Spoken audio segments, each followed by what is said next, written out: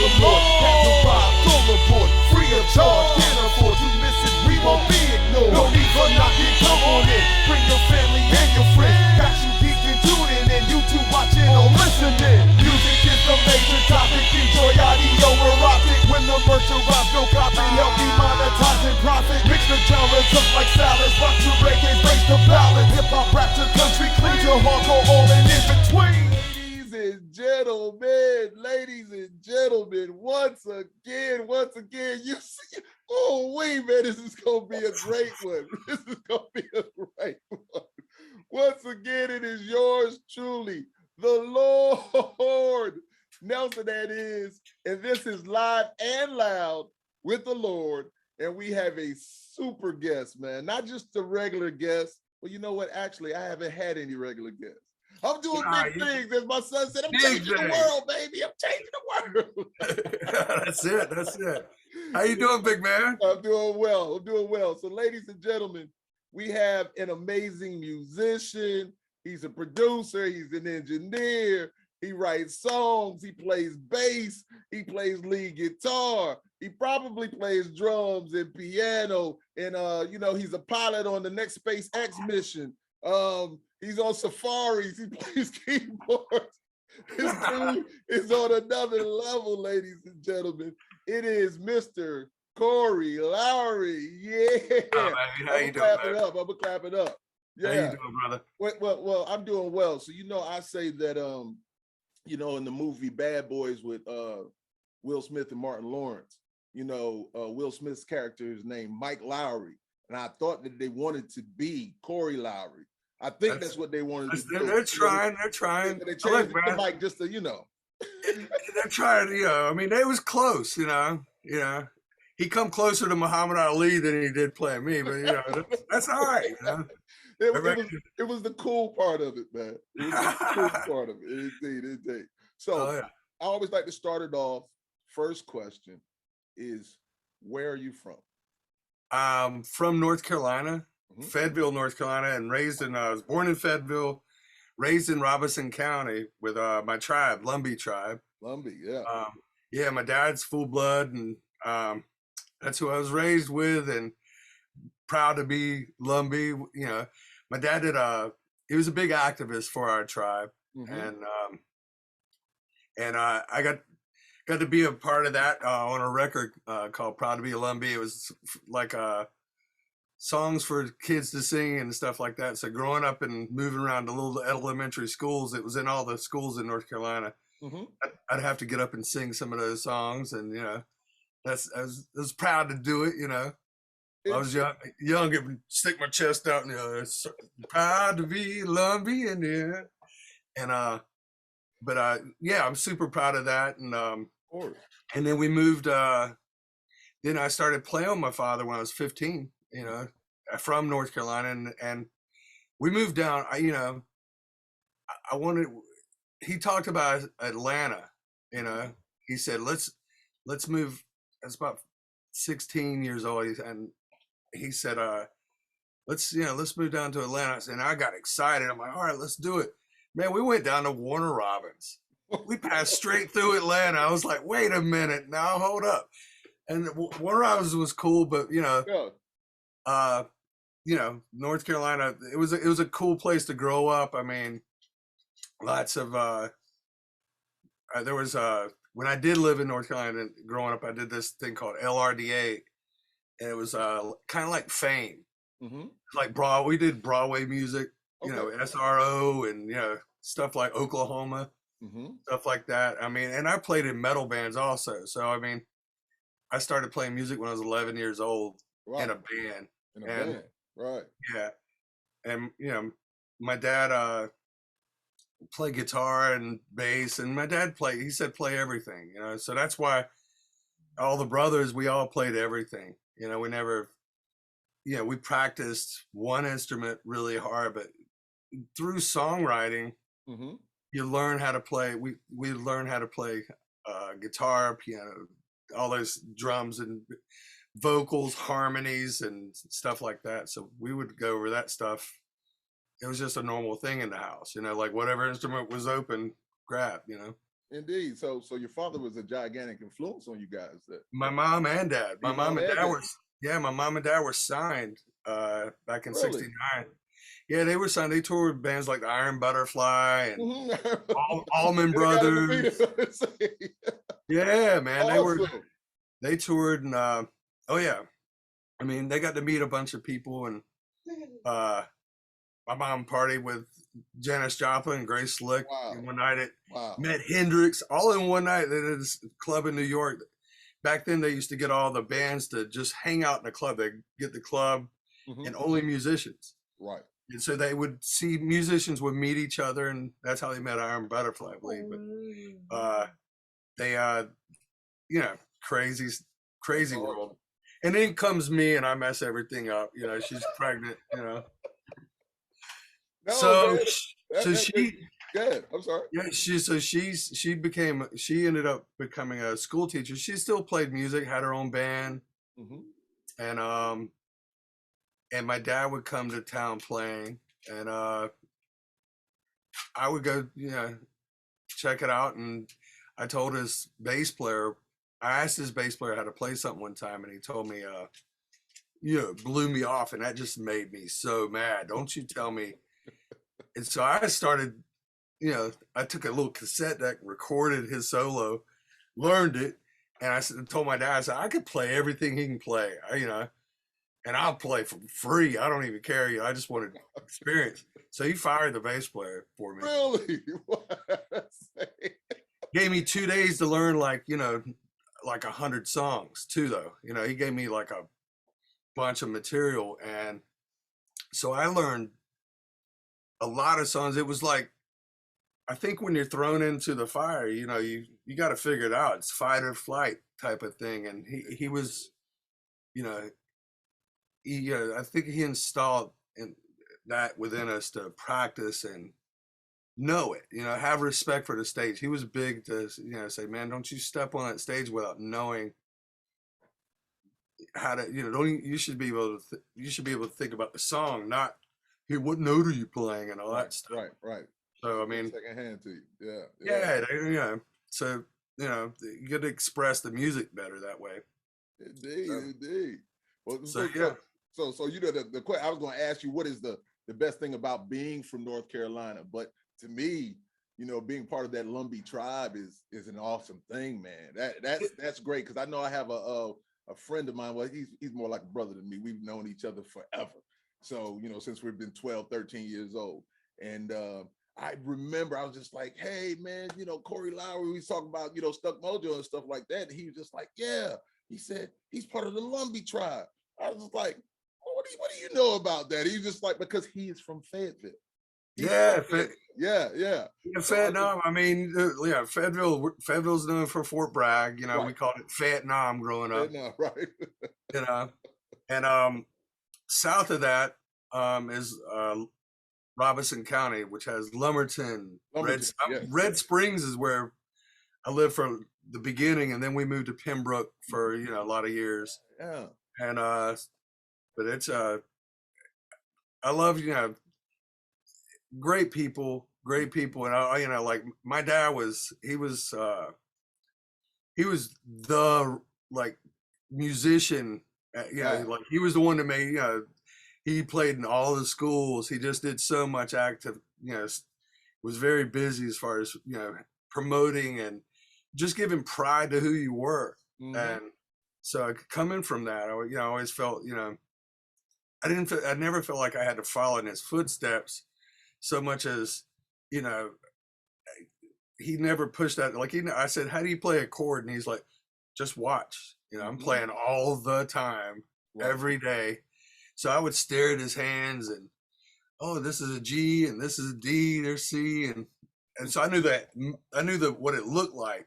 Mm-hmm. I just had to apply it to the strings. And so, you know, play along to the radio and stuff like that. I mean, we didn't have YouTube, you know, stuff, you know, like they show everything these days, you know. Right, indeed, indeed, indeed, indeed.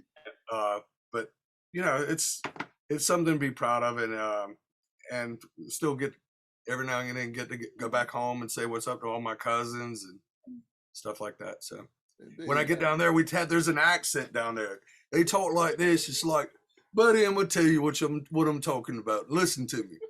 And they talk like that, and I'm like, when I'm down there, it kicks in. Like my whole world goes back. You revert back to, and But even that, I think you revert. Even when you've been to Europe a bunch of times, right? Yeah, right.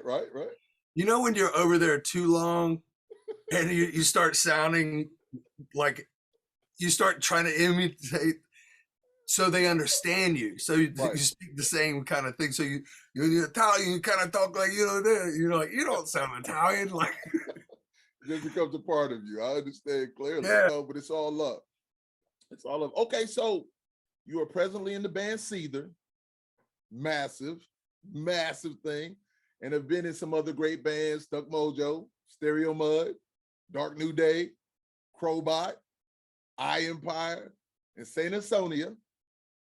In all these other bands, you played bass. And if I'm not mistaken, you played bass in all these other bands. So how easy was it to transition to lead guitar, or was it just a small thing to a giant? Can you hear me now? Yeah, can you hear me? Yeah, I can hear you. It's just video wise. That's all. But good. Okay. Well, Crowbot, I produced. Like I was just producer engineer on that mixing. Okay. I did play bass on the record, but it was easy. I play guitar as much as I play bass. Got you. So for me, it was like, it was never I never had to get used to that. You know what I mean? It's like, I played for this whole time. I play guitar as much as I play bass to write songs, and you practice your technique. When I first joined the band, like we were playing, and he just looks over at me, I look over at him, and just sounded good. You know what I mean? Like, I love singing with him. There wasn't a lot of people that in the past. There hadn't been a lot of people singing harmonies. Mm-hmm. Like, man, there's harmonies all over Seether. Nobody's ever sang them. I'm gonna sing all of them. And he, it was just, it added something to it, and the energy. I wanted to put some more energy, and I think all the bands I've been in, Stuck Mojo, with that, there was so much movement, and like you learn how to move and play, and just the explosion. Right. And in other, you learn something from each band, and I think I just take whatever I've learned and apply it to where I'm at today, Yeah, and so, I'm just, it feels natural, and it just came to that place where he said, "Hey, do you want to play?" And at the time, Saint Ansonia, we weren't touring a lot. Mm-hmm. And it just felt right. It's like, for me, it was a childhood dream, to play guitar. It was never, I play bass because nobody played bass. And if they did, it wasn't that good. So I was like, let me hold that, and so it just started that way. And, I felt comfortable as long as I could write and play, play guitar and write songs. I was cool with it. So Stereo Mud, I Empire, all those bands, and I play guitar on a lot of that. A lot of this stuff I had fun playing, writing with. So, to move from that to the stage was pretty easy. Gotcha. To get in where you fit in, and you definitely did that. So it was just, it was easy. Oh, because trust me, my ego with bass was just as big as lead guitar. To me, I was like, I'm just hitting single notes. With lead guitar, it's the same thing. You just hit single notes. I'm glad, because okay, good. I'm still going to ask another one of those questions. No, it's love. It's love, because I'd like to ask that question, but I don't want to ask. I'm going to ask it. So I'm not going to trip. I'm going to ask it. So I'm going to get real serious right now. Let me ask you a question. This is. Let's talk about butterflies. So, do you like monarchs, or do you like the way that a butterfly is in the cocoon and then it changes into a butterfly? Or what do you think about that? A monarch turd. Well, I appreciate that. Listen, I appreciate they hit the road like we hit it. They travel further than we travel. They don't give up. I don't know if you know about the monarch. I just went to an actual museum in Callaway Gardens. Callaway Gardens? What do you know about Callaway Gardens, man? Dude, I'm going there next week for my vacation. I Listen, love butterflies. You didn't know that, did you? I might even have some like pictures of me with butterflies. listen, there's a reason why I have the name the Lord, man. I am privy to a 1,000 miles they travel. Respect it. Yeah. Listen, I said to myself, I just got to ask him a question, just a little off the wall, just to bring it up. And there you go. What's so beautiful? You're like, I'm on it, man. I'm Corey Lowery. Listen, I got it all. Man. This came from Callaway Gardens. I advise everybody. Great vacation is a Callaway Gardens. Got the most beautiful butterfly museum you'll ever see. When we were younger, we lived in Fort Benning, Georgia. Okay. So you know all about it. We traveled to Callaway Gardens every summer. And we went up there and we rode the bikes all around. It's been forever since I've been there, but man, let me tell you something. It used to be so beautiful. We used to have so much fun as children. We were young there. But what's wild is that I'm asking the butterflies question, but what I really mean is now I want to get into it as I'm a little crazy. I like it. I wanted to ask about, have you ever had the nerves before you get on stage, and do you still feel that way, or is it nothing to you now? Well, before I travel my 4,000 miles, I always get a little nervous. Yeah. You know, only if you don't get nervous a little bit, I don't know. There's some things you should question about yourself, and people that say they don't. Now, once the first note is hit, yes, it's over. Come on. That is exactly it. That first step as you're walking up, the guy's got his little flashlight. Look, 100%. I'm like, uh-oh, It's the anticipation of it. And I always wondered. Yeah, I always wondered. You start building that thing, and now you're like, oh, let's do this. But there are times, and when it's small and intimate, also, like we do these acoustic things sometimes, and it's just super quiet. It's just, Sean and I have done some things, and it's just, you could hear a pin drop. All you're hearing is us playing and singing. I lose myself in that. Right. But like, I get nervous on that because I know how empty it's going to be in it. And then once we're in it, man, it's like totally cool. You hear everything, the harmonies and all that stuff. But it's like, because it reminds me a lot of playing with my dad back in the day. Man, beautiful. And so like, I get nervous on those sometimes because I want it to be, special. That's a special place. I got you.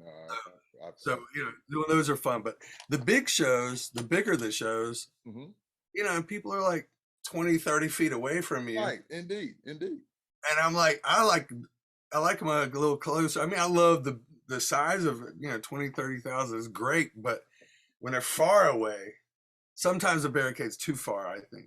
You got reasons, but yeah. But that was going to be one of the questions coming up about it. I'll ask it now. So do you like it more of an intimate with those smaller ones, or do you like more of the big festivals? Like, when you're on those really big stages and you play them all. So, they're all it's two different animals, really. One's electrified and you got the lights and everything's giant. And you're trying to make sound happen to far away and all that stuff. Yeah. And then one, you can literally reach out and fist bump somebody as you're playing. Yes.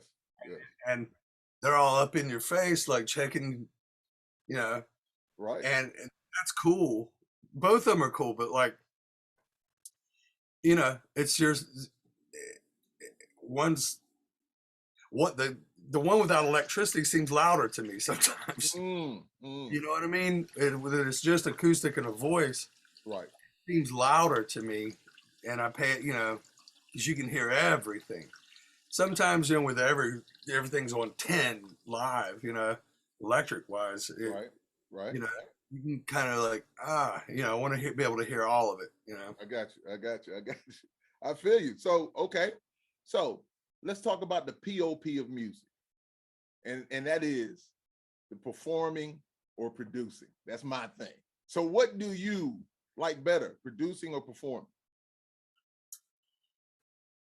When we've performed a whole lot, Mm-hmm. I like to come home and produce, you know, Mm, mm.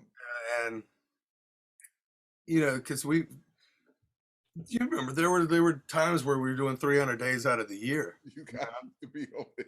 and you're like, you come home and you're like, I don't even want to hear Do Re Mi, you know, like period, you know, like you need to mash reset, Right, and right.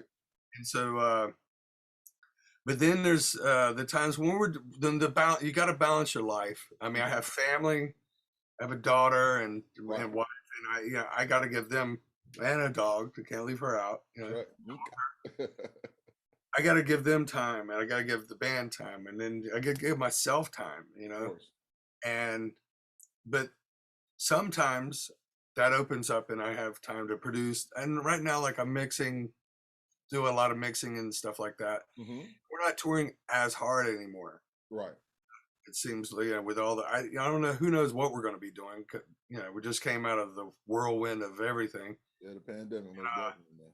yeah, but it, you know, but we'll see. You know, so I'm super glad to be out there and play, and at the same time, I'm kind of glad to be home with the family. You know, Yeah, a yeah, yeah. little bit more. And when I'm home with the family, when I'm producing, that's a lot of hours. It's, you know, usually Mhm. 10, 12 hours in the studio Yes. for me. Um, so you know, you know, the family's like, okay, you know, you're home, but are you home? But are you really home? But it's what you do, man. It's your passion. It's your love, man. You And they know. understand. That's another thing. You know, my wife totally has been super cool as far as supporting me through the years, and my Gotcha. daughter grew up with it, so she doesn't know any different. Mm-hmm. You know, that's how what Daddy does. You know, Right, right, right, right, right, right. you know, they get to go on YouTube every night and look and where's Daddy at? You know, okay, he's here. You know, my daughter, like, she's funny, man. She can sing. She's super talented, Mm-hmm. but she'll tell me like, Dad, you missed that one harmony. You know, Wow. like Wow. missing that one harmony. There was a part in country song. She's like, you should do that. And I'm like, and on stage, I'm like, I get nervous because I'm like, oh, she's watching me. So I got to go up there. You know? My wife, she dresses me. I Mhm. don't, I don't even look. She just gives me a suitcase. I never even look inside. Really? Never. Not once in 20 years have I done that.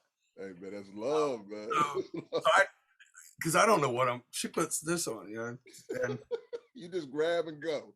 I Hey, don't grab. She says, put this on. Don't look ridiculous. And well, I'm just saying you just grab what she gives you, and you just like, hey, I mean, it kind of frees you up from even having to think about it, you know. So she is your stylist. my stylist, my daughter keeps me on point as far as, you know, making sure I don't miss anything, you Right, know. right, right, right. Uh, so you know, like it takes a lot. And I don't know what she does. She just keeps me on point all the time. It gives you your peace of mind, man. She just stick her head out right around there. And what Like you say? don't forget about me. Yeah. So it just keeps you, you know, all of that stuff keeps you humble. And I mean, working with bands, I love working with bands. I Yeah, do. yeah. I like sharing. Man, there's so many mistakes I made growing up, and Hmm. they're not mistakes. There's no mistakes. Right. It's just Life lessons. this work as well as this works. Right, right, You right. understand? Like all it's art. It's, you know, it's like it's all art, and it's, you know, I tell people do what you at the end of the day when I'm mixing or producing a band, I suggest something or whatever. At the Uh-huh. end of the day, this is your song. You're the one that gets on stage with this. 100%. It is is this the move you want to make? If it's better, let's use it. If it's not, you Right. know, so we and what's gonna hit the audience the hardest and is the truth. What's Right. gonna hit the audience the hardest is always gonna be the truth. And that's hard to do, to be sincere and really hit it, you know. No So doubt. No doubt. So you're open to those artists that you're working with also. Always, Yeah, always. yeah. Because Yeah, I was asking too Madsen the same kind of thing when he has the the bands in there, and just like you, he's worked with some big people. So it's like, hey man, but that's a part of being open to those things. Just not like a dictator. Do this, do that, but listening to you guys when you guys have a better perspective of what's going on, which is cool. Which is cool. well, there's a sense of I think you can build confidence through putting in the years and of trying this, trying that. Oh, this works, And some things in my mind are like, man, this is going to kill it. And Right. we get out there and the crowd's like, okay, that sounds cool. I'm like, oh, get rid of that. Like those, So you keep writing and write and write. Right. And you start learning some things that, man, this hook is solid. It's like you can feel it. You can like, oh man, this thing is. You can tell when song's going to be pretty special and not. And that's what we try to do. And usually that comes when it just sounds real. It sounds there's no faking, and you're not trying to be somebody. There's so much great music out there, and it's easily to get influenced. Right. Indeed. But rather being influenced, you want to be inspired. Inspired. And if you're inspired to be yourself, like that's like, oh, that person brings out the best of me. Like your musicians, yeah, you jam with your band, and sometimes your band members they bring some music to you, and you're like, oh man, I can't wait to put something on this. Right. That's what you want, Yeah, it's not creativity. Yeah, you don't want to get something like, this is cool, man. Roy's your musician guys are like, so you just try to keep lifting yourself up. Yeah. I'm just thankful because just when you were saying about being around those people, for me, just being like, just doing a hip hop thing and just artificial beats in a sense, compared to being with a band and just up there, man. I just found myself a lot of times looking and listening and paying attention. I was just like, this is a different world. This is definitely a different world. The whole vibe is different. Because I always tell people I went to a Wu-Tang concert with a neighbor of mine many years ago, and they were with Rage. They were on tour with Rage Against the Machine. And man, Wu-Tang did their thing. It was unbelievable. It was beautiful. And then Rage came up there. It went to another level. The sound and everything, I was just like, wait a minute. It just went up 100 times the sound and how big it was. And I was just like, oh my gosh. It just had everybody in it. Oh, it was massive. It was massive. They're coming back out, right? I believe so. And that's going to be big for them because they're, something else. Yeah, but I enjoy. I love Rage. So I want to go back to a little something because we were talking about the intimate clubs and things like that. But touring wise, how long is it before you start feeling like, man, I'm missing home? I'm thinking about home when you get out there on tour. How? Because I remember when we were in Denmark, I can't remember the guys, the band. You guys know them because you guys have toured with them. I can't remember their name, but they were like, man, after about 2 weeks, man, I'm thinking about home so badly and being in my bed. And I was just like, wow, man, It depends, man. I mean, like, I try not to even think about it because if I think about it, I mean, I can't even get out of the driveway if I start thinking about it. I'm on my way to the airport going, oh my God, Right. I think about it. So I try to put that, it's our job and we're thankful to do it. And but I don't think about it too much. I mean, I call a whole lot. My wife knows when I'm missing home, my daughter, and she'll FaceTime me and I mean, like, let me see faces and right. Like, that's added a lot to it. Yeah, that's added a lot to it. Technology has added a lot to it. Technology has changed all of that.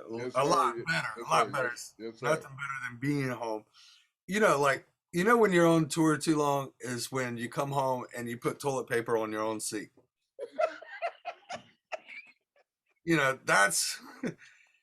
That's when you've been on tour way too long. Yes. So that's kind of like you start backing up and say we need to go less from now on. All right. Oh catastrophe. Listen, I am super visual, man, and all I can picture is being on tour doing those things. And let me be 100% honest with you.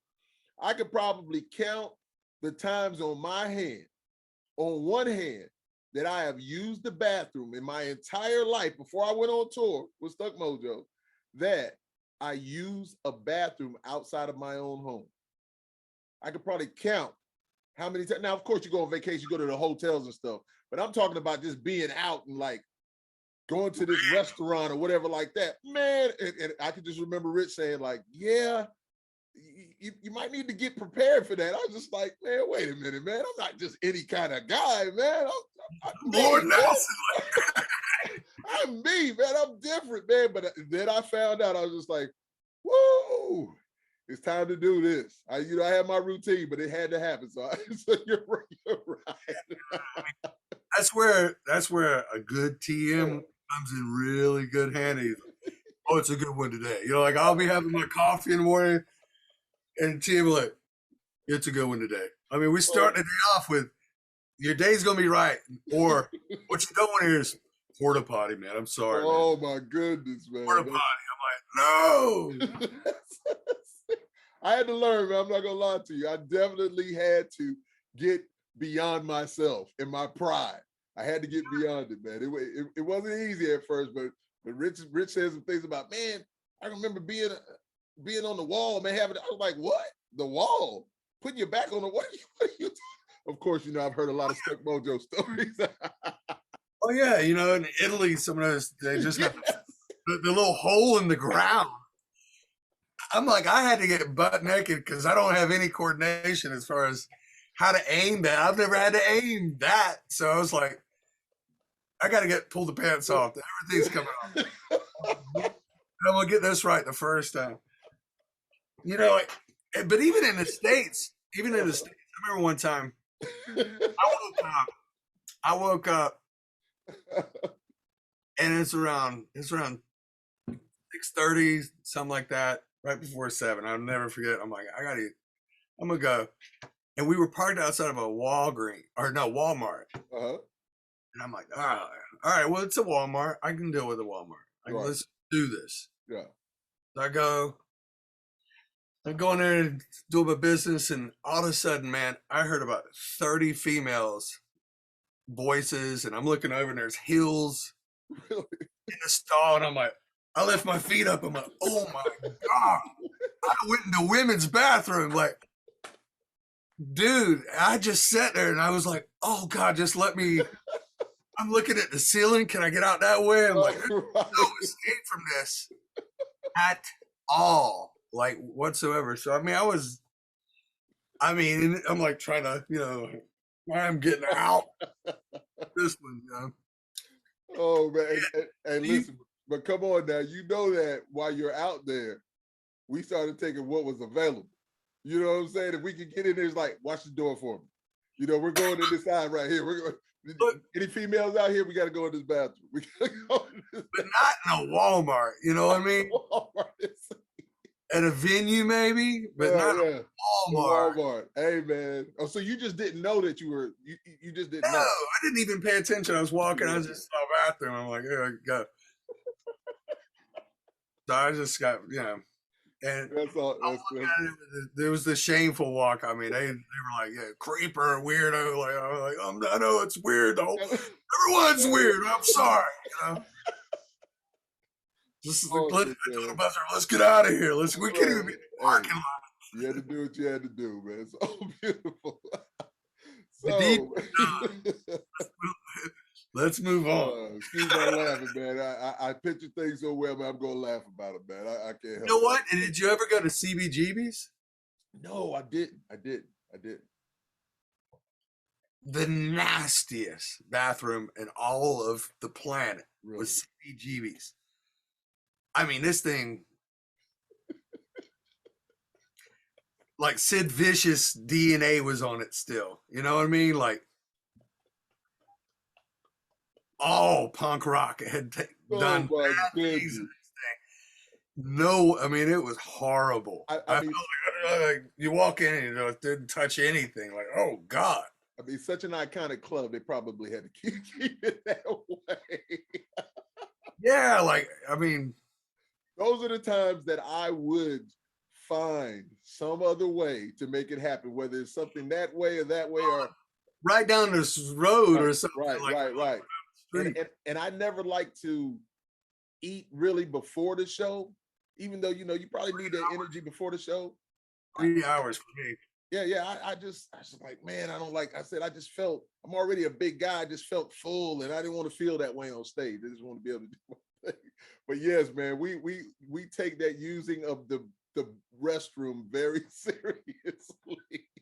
That's a big part of things, man. It really is. Oh yeah, man. Oh yeah. So Do you know how great a segment that is of just talking about we talked about this a long time, right? so, ladies and gentlemen, you know how serious it is. How People serious like, I don't know if I can continue on with this one. Like, no. It's all a part of that tour. You guys want to get out there and do it, all you aspiring artists. It's going to be a part of it. That's right, the glamorous part. Okay, so we will move on. So let's get back into some band stuff. So I Empire Impact. Now I want to talk a little bit about this. I remember you coming to Columbia and touring with I Empire and that album Impact. I could just say that it's an amazing album, and it stays in my rotation. I listen to it all the time. I really do. Hopeless and Ignite are my favorites, but it's a start and listen because I listen through the whole thing. I listen to every single song, and I know it's like what you guys had a double album like on there. I know you even probably had a re-release. I went and bought that one also, the live version. yeah, you did a lot. We did a lot of recording on that first, right? There was like there again, like same thing we did in Seether this last record, 22 songs in the studio. Right. Kind of did that in I Empire back then. I was running the studio. Brad and I were writing 1,000,000 songs, and like, let's go ahead and finish it out, Right. And there was outside of that, probably another 40 songs we didn't, Wow, really. wow.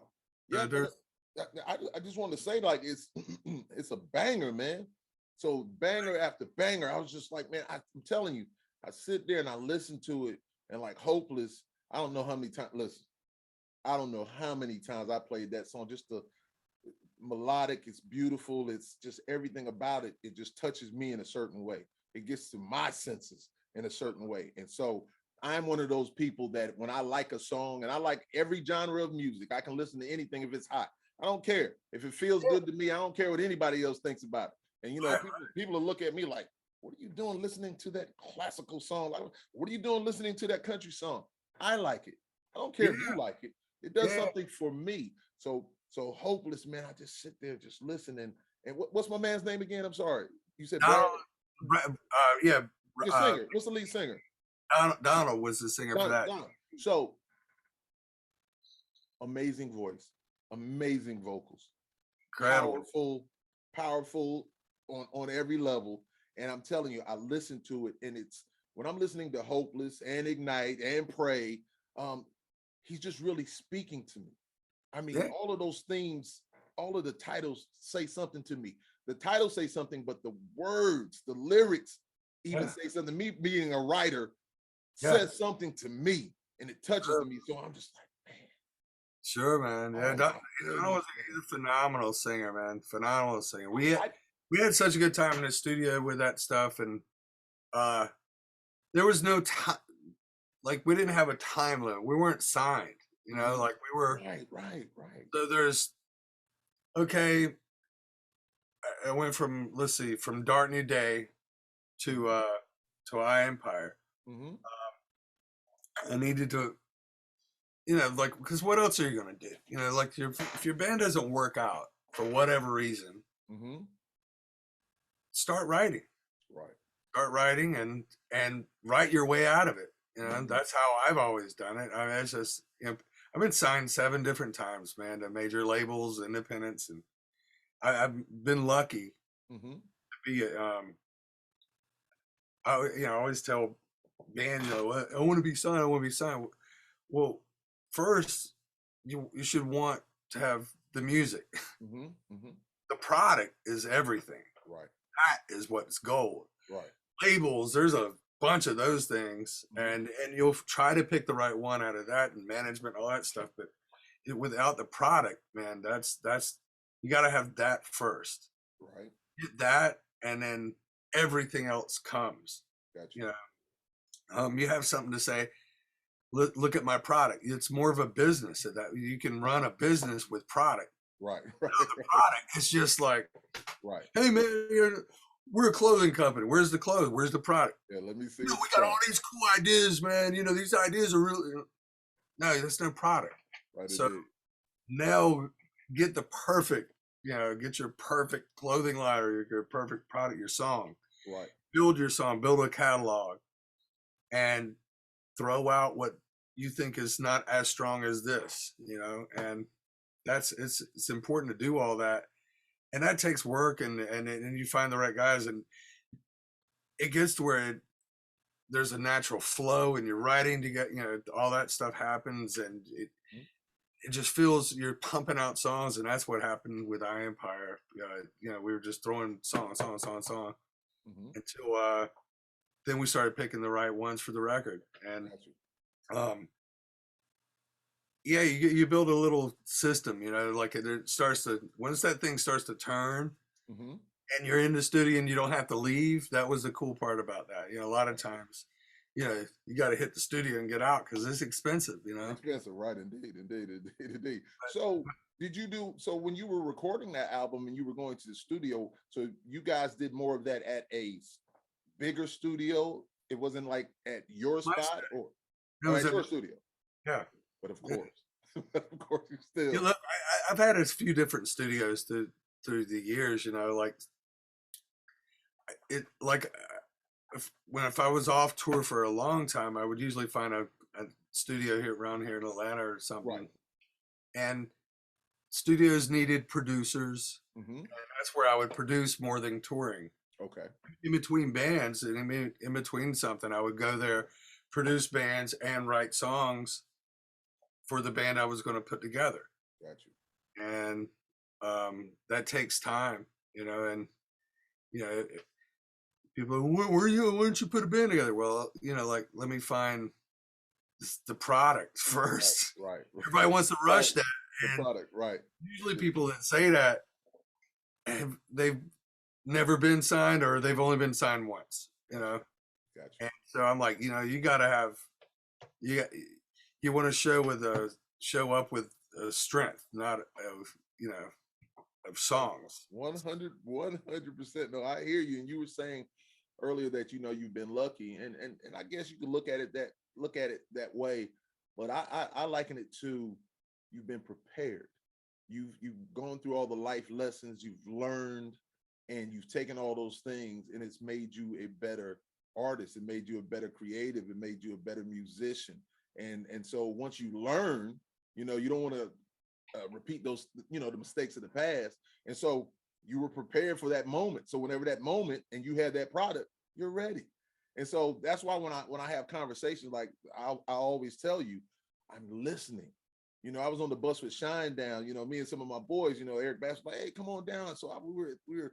I'm vibing with them. Because I met them over in Germany, and of course they knew Rich and they knew all you guys. They know you guys well, and so um, I was just listening to Brent, and I'm telling my guys, like, hey, man, I know but hey, I don't drink. I don't do, listen, I'm listening to what he's talking about. That's where my mind is.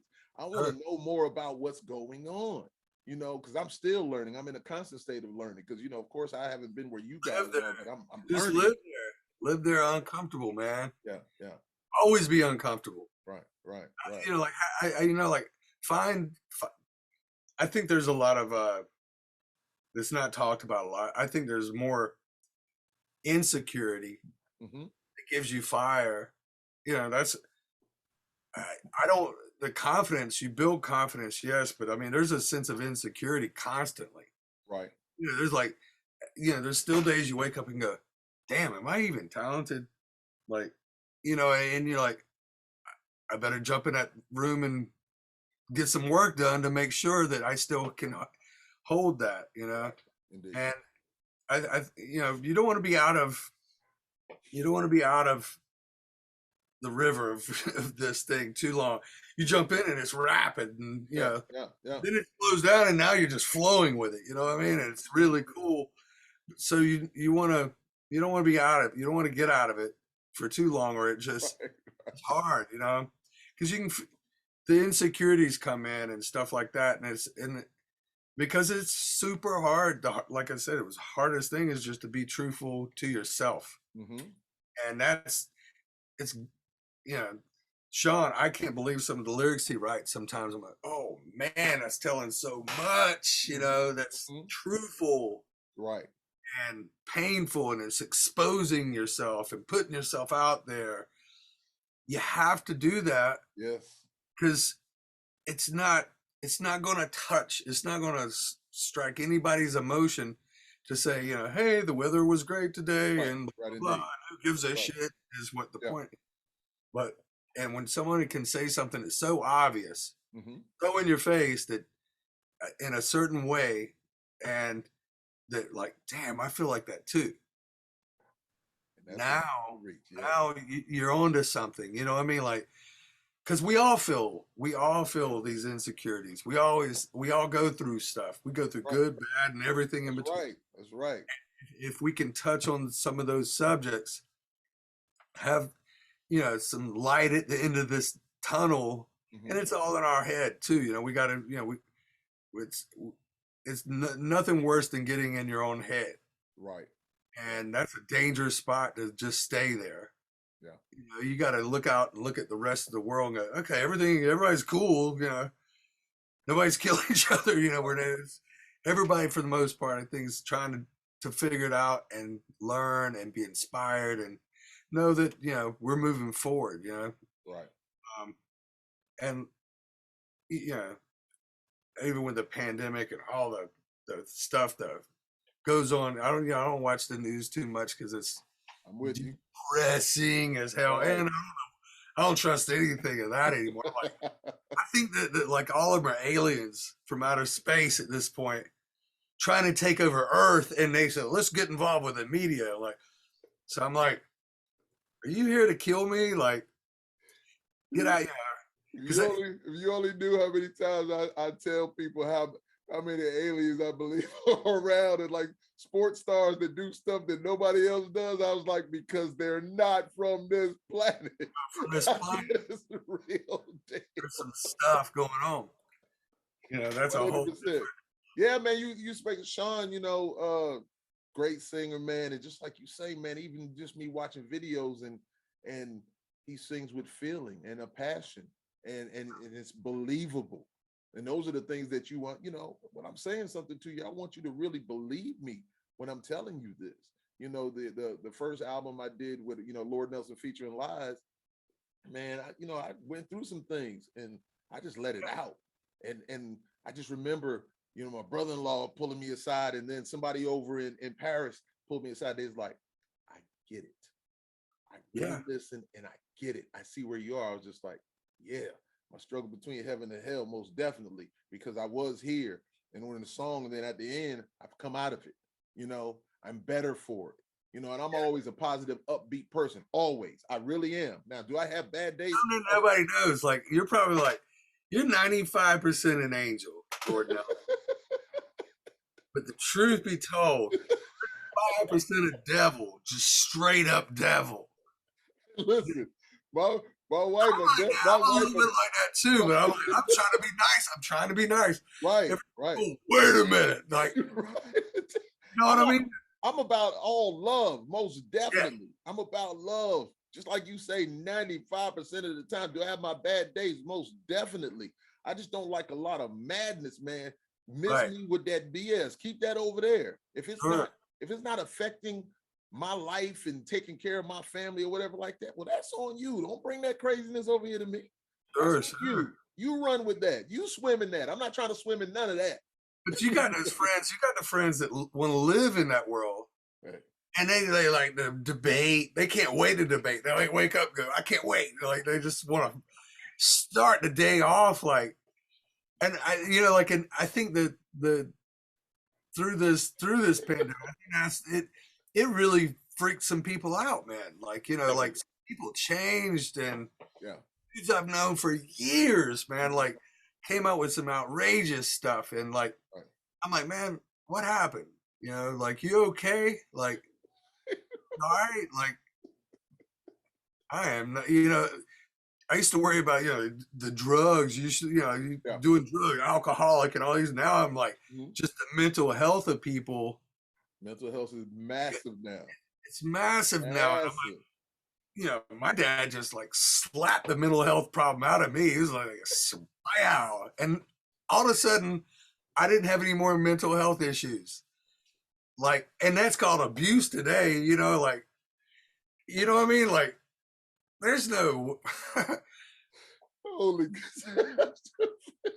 all of them.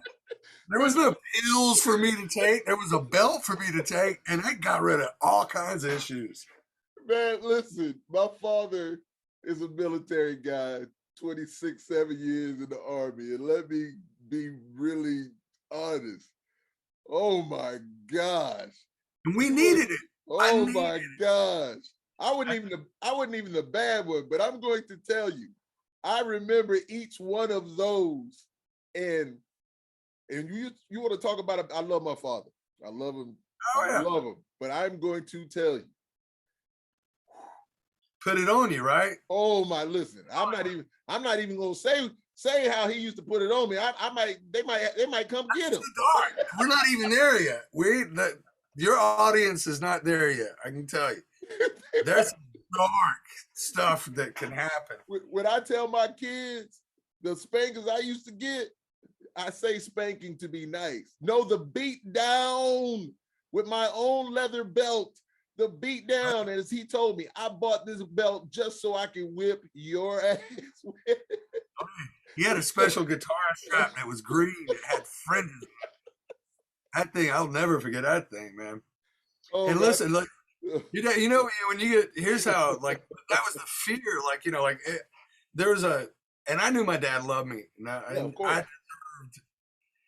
He was probably saved my life in a million ways by doing that back then. No doubt. There's no doubt. And I, you know, like, he could look at me though, like, give me one of those, like, he looked like, my dad was a good looking Indian dude, right? Mm-hmm. Real good looking. Yeah. Looked like, you know, Al Pacino and Eric Estrada had a baby, you know, like he had this nice smile, but he had that, like, this thing going on. I just looked at myself, I got a little bit of that going on. But yeah, man, it'd make my breath stop. I would just, right. And, you know, so I mean, but it is the mental health, getting to that, you know, like you know, call it may be old school, but that, like, it made you out of your mind. You stopped thinking about yourself. You know, it basically was stopping us from, you know, getting in our own head space too much. Mm-hmm. Snap out of that shit, basically. Yeah, indeed. And that's how they handled it back then. Yeah, and I think, you know, maybe some fathers took that stuff too far, and you know, of course, definitely your dad and my dad, but but then there were laws made to stop them, you know, from doing some of these things. You know, I don't know if pills help. I mean, I think pills do help some people, and you know, I just, you know, I don't know. I know the belt did too. So there's going to be always that's the debate, you know. So one last story on this. This is what I remember. And my mom has passed a long time, since 85, but man, love her, miss her. But man, I remember this. I did something crazy in school. I came home and my mom said, "I'm gonna let your dad deal with it." I was like, okay. So, you know, now I'm just fearing when this dude gets home, right? And so he comes home and this is what he tells me. And this is the first time that he had ever asked this question. Now, I'm 13 years old, 14. 13, 7'3", but look at now I wasn't nowhere as tall then, but you know, he yeah. came home and he said this right here. He said, "I'm going to give you a choice. He's never That's given already a choice. bad. That's bad right there. No. He's never given a choice. He said, I can either beat you for 15 minutes straight, or you can have, I said, or you can have. I answered that immediately. He said, or you can have 2 weeks restriction. Man, are you out of your mind? And so what's so funny about it is it's funny, but it's not funny. My mom said, you should have let him do it. And then should have let him do what? Beat me for 15 minutes? I was like, you do know I know what he does for 5 minutes or 2 minutes or whatever it seems like. Hurts. I said, 15 minutes. It does go numb after the 3rd minute. I gotta tell you. Listen, I don't even want to tell you how strong he used to come. I was like, his dad used to do this to him because I was just like, my goodness, young man, what are you doing? How many siblings did your dad have? You mean in the States? I don't want to get the Nelson family all riled up or anything, you know. You're gonna have people calling you after this, man. Oh man, Pops was a wild boy. He's a wild boy. It's 5 of us, and I do have other brothers and sisters and stuff, you know, from other marriages that he's like. Just like I said, my mom passed in '85, but he was a wild boy. You know, he's one of the military guys, but he's a wild dude. But I love him. You know, he's a pastor now. He found the light. He's one of the best individuals in this world. I would never trade him for anything. I thank him for everything, you know, good and bad. You know, I learned from him. And he has the utmost love and respect for his baby boy. And it's just a good thing. But yeah, there's 5 of us. I have 3 sisters, 2 older, 1 younger, and then an older brother. So it's 5 of us in my immediate Nelson clan. Yeah. We got 3. Because it's us 3 brothers and I have 2 sisters. Yeah. So it's 5 of you guys also. Yeah. It's 6 of you guys. You said 3 brothers. It's the 3 of you and then 2 sisters. So 5 too. Yeah. Got that kinship, bro. I know. I know. You know. Holy Papa was a Rolling Stone. You know what I mean? Like. You know, but how many brothers, let me ask you this, how many brothers did your father and brothers and sisters did your father have? He had 1 brother. Really? He only had 1 older brother, and Aunt Dean, Aunt Dot, Aunt Margie, and 3 sisters. Okay. Yeah. And his you know, his dad, my great grandfather is from Cuba. Still the stories that they tell, you know, and then so I always used to laugh with my grandfather, you know, when he would tell those stories or whatever like that. I always try to go back to try to find things out, you know, just, you know, tracing that history, whatever like that. Is just, you know, because I'm from Charleston, South Carolina, and it's just very interesting to hear those things, man. And sure, man. But my dad was always like he's always like the tough one. He always used to have me laughing how he said like he would just rough up his bigger brother. You know, he was just like, he was the one that was out there fighting and doing all that stuff. He was just like, wasn't nobody messing with me, man. He's just like, and that's my dad.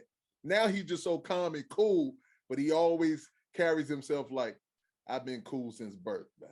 He's only got like 2% devil in him left anymore. Right? Now, and so, oh my goodness, it's so like. Let me tell you something. I'll give you a story. Here's me. I'm 17 years old, and we're playing in Warner Robins in Georgia, and we're playing some little club out in the middle of nowhere or whatever. The place is packed, and you know, back then, you know, I'm sitting there playing. We played a bunch of songs. I was just like, my dad would be like, key of G, and that's all he'd give you. Right. I didn't know what songs was it original? Was it a cover? What was it? Yeah. So I'm sitting there playing, but I started focusing on these people. And so I'm like, oops, you know, oops. My dad, he runs over, kicks me right in my ass. lifts me off the ground in front of everyone. By the time I come down to earth, I've already quit music. I'm already gone. I am done, son. He kicked me in the air in front of everyone. And we still got like, 4 or 5 songs left to play. And I'm like, all I want to do is die. Like, oh, I fucking hate this. And so we play those songs, but during those 4 or 5 songs we finished playing, it hits me. Okay, I wasn't paying attention. I was messing up. Right. I'm laser focused now, dude. Yeah. It taught you something. You want it, you got it. Harmonies, all that stuff, and it hit me why, and I remember him never disrespect the stage. Right. I tell you what, so to this day, I don't care what I've seen. We've gone through Stuck Mojo, all these. We were touring with Pantera. I'd see the craziest riots can break out. And as long as nobody's getting hurt, right, I don't stop. Got you. I don't care if everybody did whatever out there. As long as as long as everybody's safe, I keep playing. I don't care. Right. To this day, I feel, because I feel a little flinch.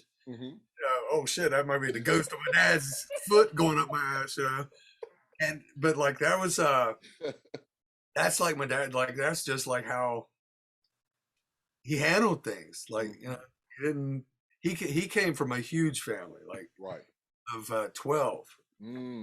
Got 6 brothers, 6 sisters. Right. And they didn't do birthdays. My dad never said happy birthday. Really? Ever. Yeah. Because they just wouldn't, there's too many kids. Yeah. Robinson County, there was a lot of farmers in our family, and workers, man. Yeah. So my mom did. My mom would be like, and the aunts would do that. The aunts would, they had more care about that stuff. But my dad, I'd spent probably 4 or 5 birthdays with him, and I would sit and wait for it too. I'm like, I ain't gonna say anything. I was like being stubborn. I ain't gonna say anything. You better remember it. No, he did not. You woke up the next day, and then about a week later, I'd mentioned something about birthday. He's like, why? When did I miss your birthday again? I'm like, yeah. Wow. And so he's like, oh, I'm sorry. You want to do anything? I'm like, no. Try to be mad. But it was the culture. If that wasn't what they did, how he was raised, and same thing with getting whippings and stuff like that. I was like, they just didn't have the time to deal with that mess with 12 kids. Right. I guess Grandpa would just lay the law. I can handle this real fast, and did, and then so like it's the culture of people. I think it freaks some of the culture today out. Right. On how like I was watching that movie. What is it, 1883? There's a movie out now, and it's hardcore, man. America was hard. That was real hardcore. Like, we are so weak in so many ways right now compared to where we come from. My goodness.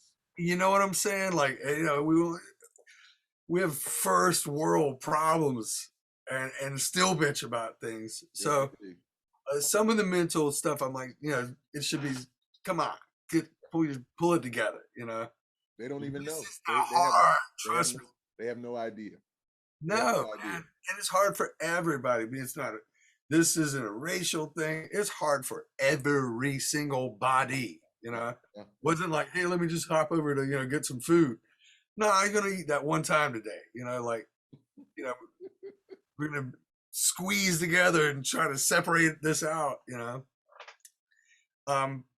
We live in a time where the respect of what our families before have done to get us where we're at today, right? And we should just keep that in mind. Sometimes when we want to get into our own mind, I put myself way back down, like, well, at least like I picked tobacco growing up a couple times, and we did some. I didn't like that, so my uncle Nuke put me in the barn to hang tobacco. It's like 130 degrees in this barn. I'm like hallucinating. I'm like, oh, I'm going to die. You know, like I'm gonna play music because I can't do this farm thing. I know that. And but like work, like true work, man. Like it's, you know, there's a lot to be learned from, you know, from just straight up work, man. Yeah. And what level that we had to do it at, Right. and then we still do it. Whatever job you do it at. I mean, that's what I used to. Even with music, I used to think, you know, well, I can work real hard in music because I'm not having to pick the back in North Carolina. You know, Right. Right. I'm not having to hang the back. I'm not, you know.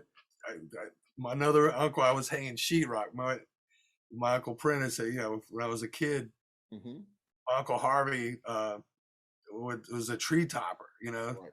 My cousin still to this day is like 60 feet in the air cutting trees down. I'm like, no.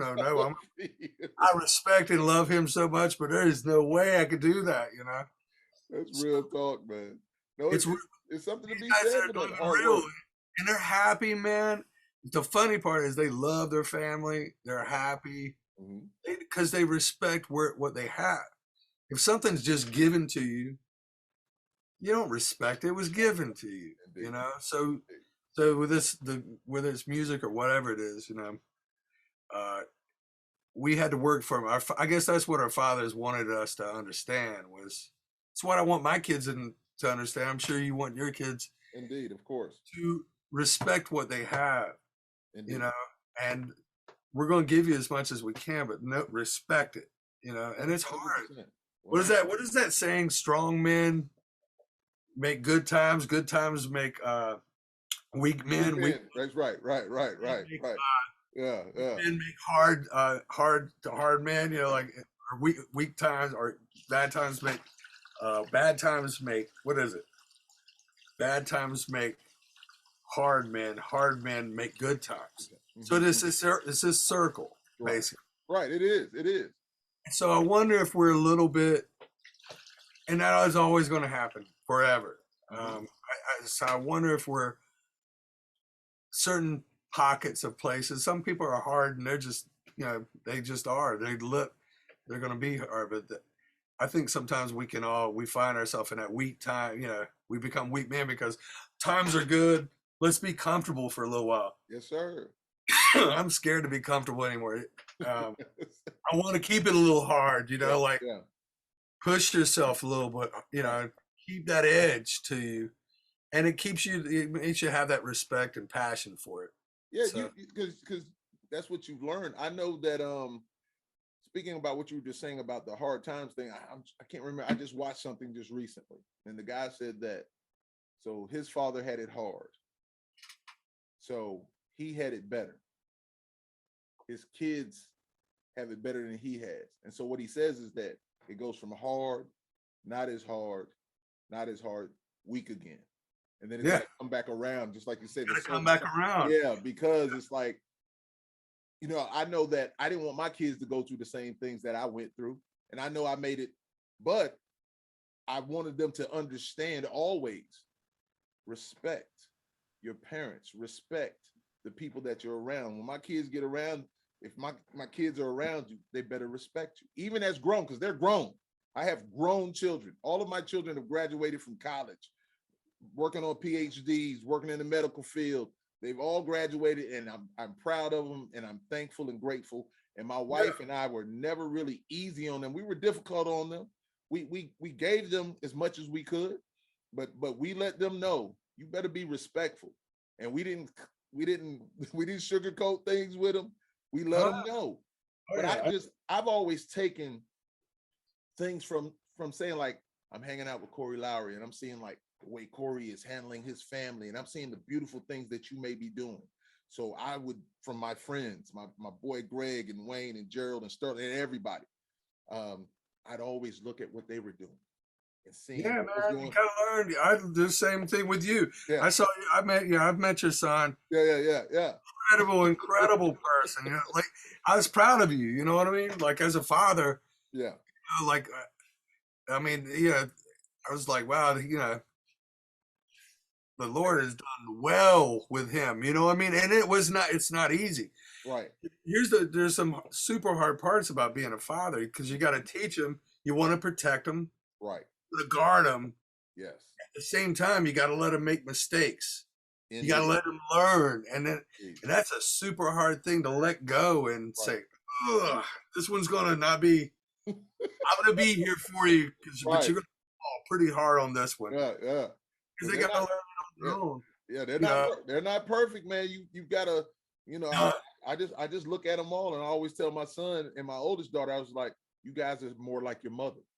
Now, my son is a twin, so he has a twin sister, they're fraternal, and so his twin sister, even though she has some characteristics of my wife, she is more empathetic and caring like me. yeah, So when we all get into a room, it's like they're over there and we're over here. And they don't understand, us. We feel like we see both sides. We're looking at both sides of the things. They're just sure. like, this is how it is, and this is how I feel about this. And we're just looking at them like, you do know there's another side to that. They're like, whatever, you know. And so we just look at them and laugh, and they'll get us. And I always tell people that. Just jump over that whole thing and just like leave, like keep And walking. I always tell them, I was just like, people's like, man, you so this or that or that. I said, let me go ahead and tell you something. There's only a few people that can get to me, and that is my wife and my children, but mostly my wife. She can get at me, and I'm just looking at her like, come on, man, give me a break. But I value her opinion so much. Now I'm getting a little bit Best older. friend, yeah, that's your best friend. Yeah, Like, yeah. She doesn't think so sometimes. She's like, you talking about me again? I love her. She's beyond. But you know what? She's rough on me. She is really super rough on me. I don't even mind saying it. And I just look at her. but you're never gonna be a weak man around Right, her, right, right? right. Oh my You're goodness. always gonna have to keep it okay. We're gonna live. That uncomfortability is what makes it. My wife's the same, man. My wife keeps me. Yeah, I'm taking out the trash, and I come straight at, and it's a tough one, man. You come off the road, yeah, yeah. everybody's like, yeah. I come home and get none of that. Zero. Not even a little bit. It's like I slowly put my toothbrush back where it used to go. Like, is that cool? I slip in. Just got to slip in, but like Oh it my goodness. keeps it it's balance. It's the balance, like, you know what I 100%. mean? And because there's the bigger the biggest thing you're gonna do is raise your kids. That's gonna be your number one song Right. of all time. Yes, That indeed. is your greatest hit. Yes, Is indeed. your kids. Yes, indeed. And so yeah, and I have one daughter, and she's 15, Mm-hmm. Sloan. And yeah, she's my heartbeat, and she's so much like me in so many ways. Mm-hmm. Uh just like her mom in other ways. And I'm like, so you find that balance, and then Right. she's herself, man. Like, and Right. that's the scariest thing. Is like, oh my God, you are your own individual.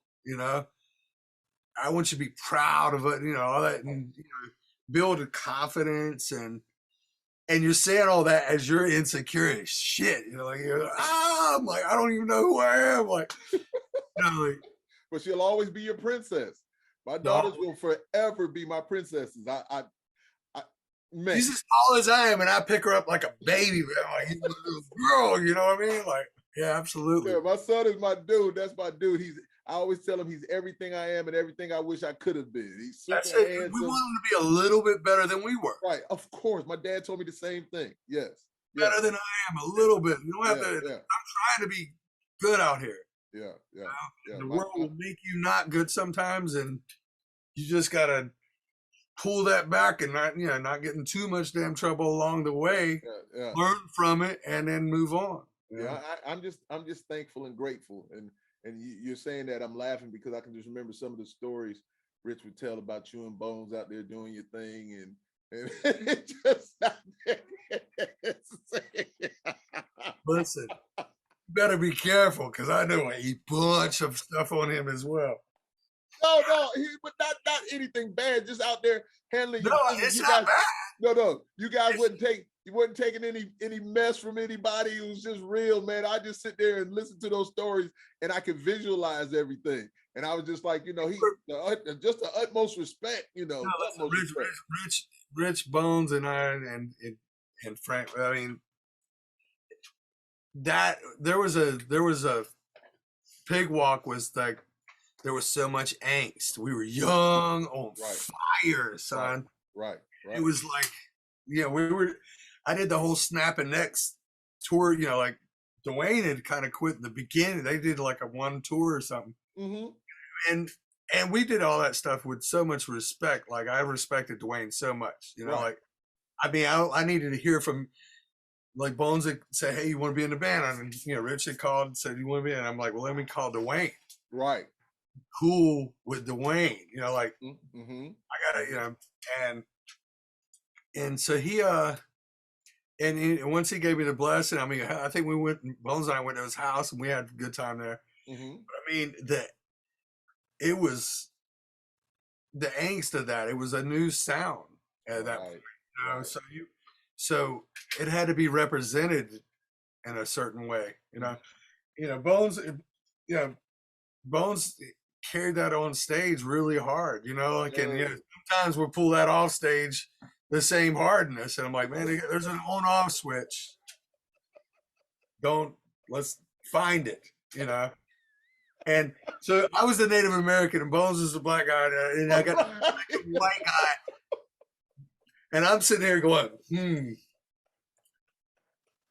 both of you guys are driving me crazy, you know what I mean? Like,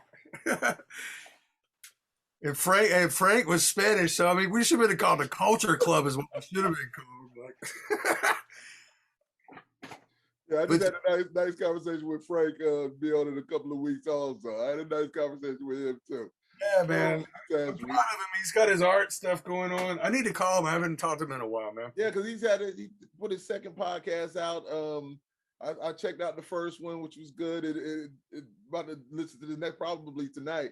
But Frank's a good dude, man. We had a good conversation. But yeah, man, we just Rich. Frank's crazy, man. Frank is absolutely crazy.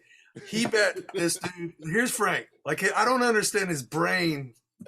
The stuff that he holds inside of his head is out of control. Like, he memorized, what movie was it? Raising Arizona. He bet our tour manager and him were arguing about something, and I know that whole movie, and he's and it got to the point where Frank's like, I could write down I could write the whole script down, and they bet like $100 or something on it, and Frank wins. He starts writing down. I'm like, I can't even remember. Are you Bud? Are you I can't even remember that. Much less a whole movie. Awesome. Like I can't. Like his mind is a beautiful mind, man. The stuff that he's super. His hard drive holds things different than mine does. Yeah. They tell me that too. Indeed. But to be able to express himself through his art and stuff like that. I was looking at his art and it's killer, man. Yeah, I'm very happy for that. Nah, Frank is a real cool dude. I had a conversation with him. I said, like, I asked him, and I always wanted to ask him. I was like, so how did you feel about the big guy coming in there, man? Because Rich was just like, I don't know, Frank, you the dude or whatever. And Frank was just like, nah, man, you guys are just different. We had a great conversation about it. And it, not that it bothered me, but it's just the respect that I got from him as a peer. And I told him about when we had a conversation on the bus. He probably didn't really remember it, but I was just like, Frank, man, when you were like, hey, I get it, man, I get you now. He was just like, I get you now. Because I'm running around with us. I'm just like, I'm Lord Nelson. I'm the greatest individual in the world. But really, I'm a super humble person. And I'm not really amongst the people going to get out there and brag and stuff. I'm not going to do that. No, if it's us, I'm going to have fun with us. I'm going to be like, man, do you know how good I look, man? I'm so pretty. I'm jealous of myself, man. What are you talking about? But that's me. I let people know, but I am that confident now. But that's around the people I know. When I get out there in the public, it's just like, I want to entertain. I want to really be Lord Nelson. I want to be that guy. to entertain and enjoy my time with the fans. Well, And there's a time to turn it up and it's yes, time to turn it down. 100%, 100%. And I mean, I mean, we all because we all turn it like then, and you need to because it's fun. It's like you get to really express Yes, everything right. on the thing. You know, it's, touring with all. Yeah, we've toured with everybody, and so it's kind of funny when I think about certain people. Right. But backstage we're all just like just regular dudes, like you're saying. Like Right. it's Indeed. you know. Just having He's like, my brother's my sister and has this voice. If he pulled that shit off, like it was we were just talking, I would say, and I might have done that before, like, Dave. Oh man, and he's the nicest human being in the world. right, right. I'll be like, hey man, what's up? But you can't live on Right, that. dude. I'm going to laugh. You see, I've been laughing this whole time. I'm going to tell you, if you say something crazy to me, because I see everything that you're saying, everything that you're talking about, I'm picturing the whole thing. It's like a movie playing in my head as we're having this conversation. And so if you say something crazy to me and I'm laughing super hard about it, it's because I see it so clearly. And so if you come up and say something like that to me, I'm just going to laugh. It's probably going to piss you off, but I'm going to laugh at you. Look, we all got signed after Stuck Mojo. I got signed with Stereo Mud. It was us. I mean, Disturbed, Linkin Park. There was just a Breaking Benjamin. There was all these bands. We all kind of got signed in like early 2000. Right. And together, I'll never forget. We were sitting in LA together, and David had his from Disturbed. He had this shirt on that looked like straight from Hot Topic. We're trying to figure it out at this point. We don't know, but I can tell the direction. We're trying to find, and I'm wearing something probably more ridiculous. Like I'm like, let's remember our shirts. Right. Let's never forget the shirts we're wearing right now. And so to this day, I look at his shirt like, now it's in Norway. It just to humble ourselves because we were getting ready to take a ride. You knew, like with those type of deals, every now and then, we'd sign these deals, and you're like, man, this is getting ready to be a up and down, and we're on our way, right? Kind of thing. And so you try to find those things that ground you before you take off. Indeed. I do my very best to be grounded, man. I just remember a lot of my friends and people that are close to me. They're always just like, just continue to be the person that you are, man.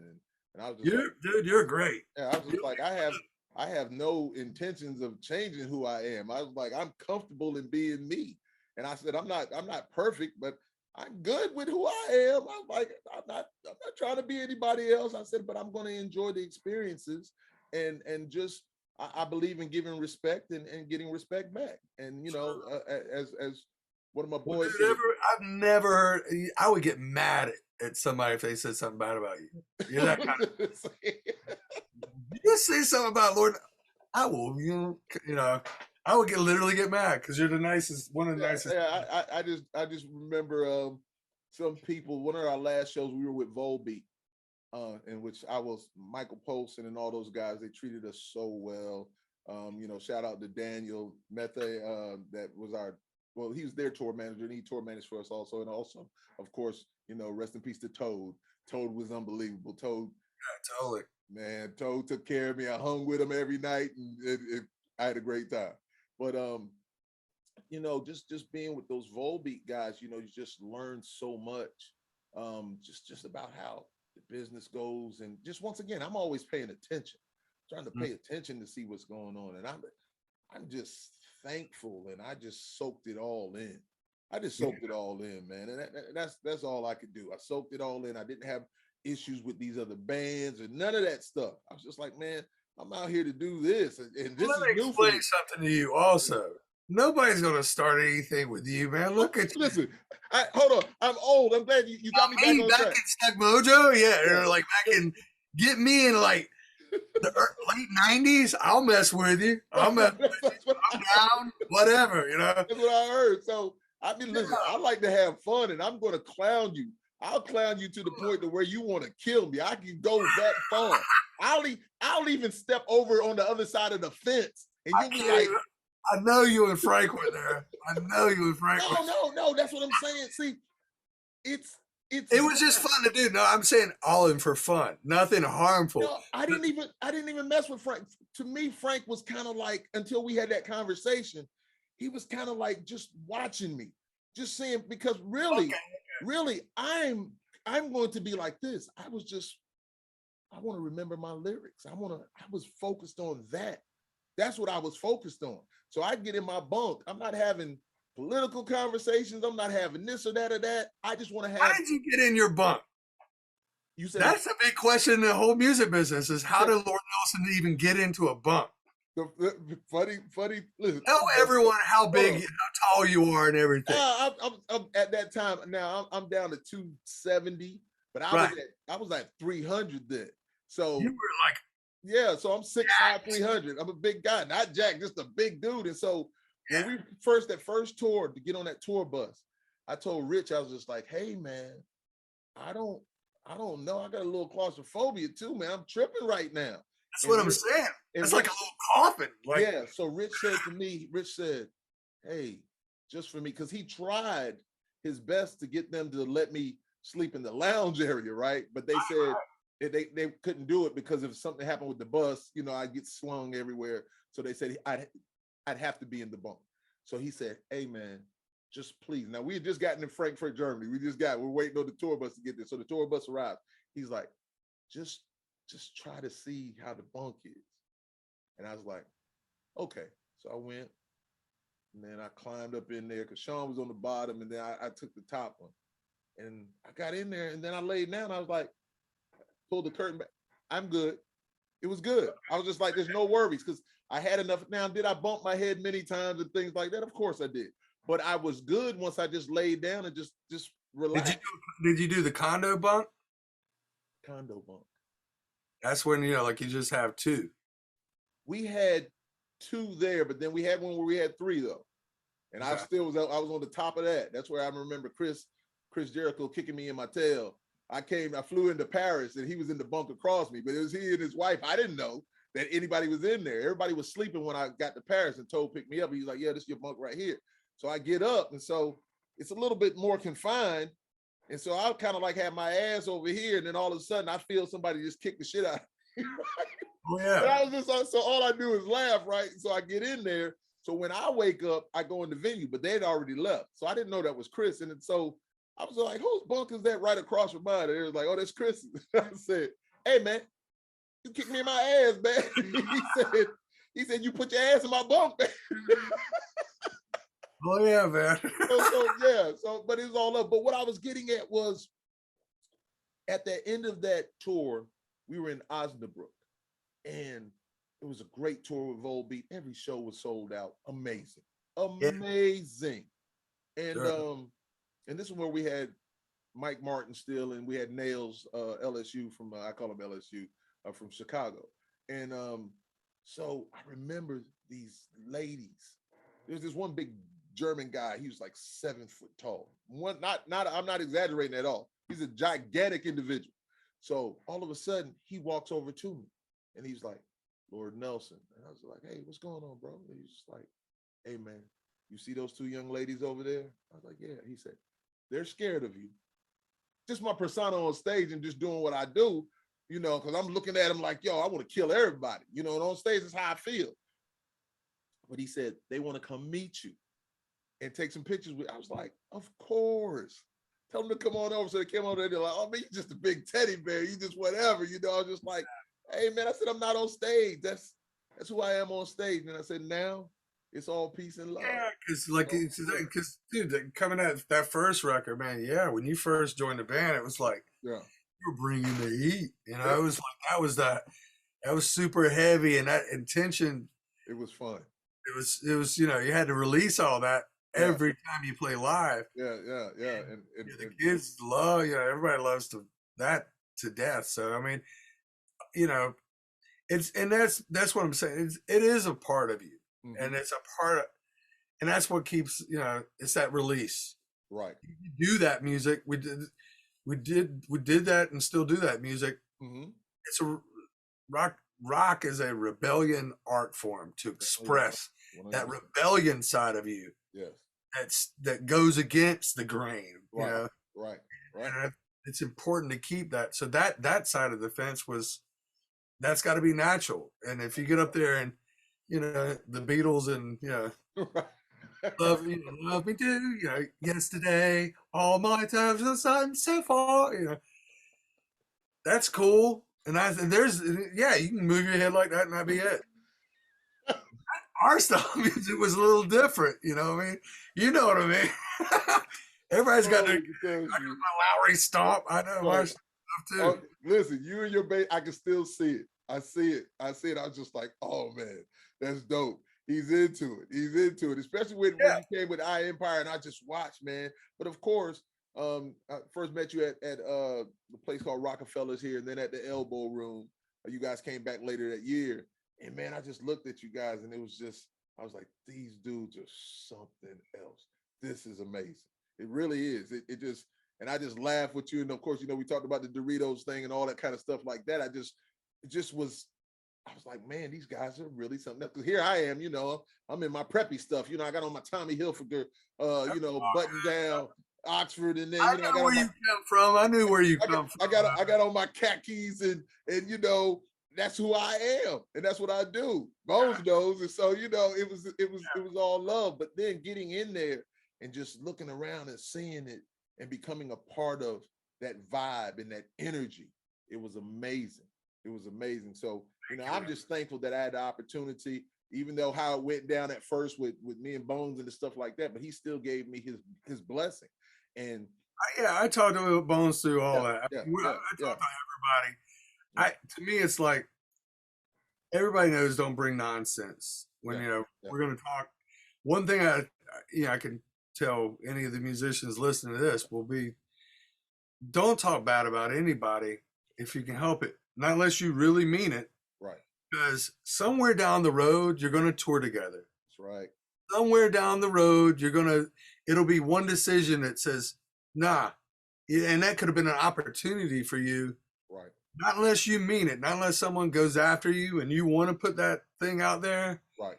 put it out there. And there's a couple of people that may need that, you Mm-hmm. know, but to say, you know what, this probably just doesn't work. The chemistry's not there, and Right.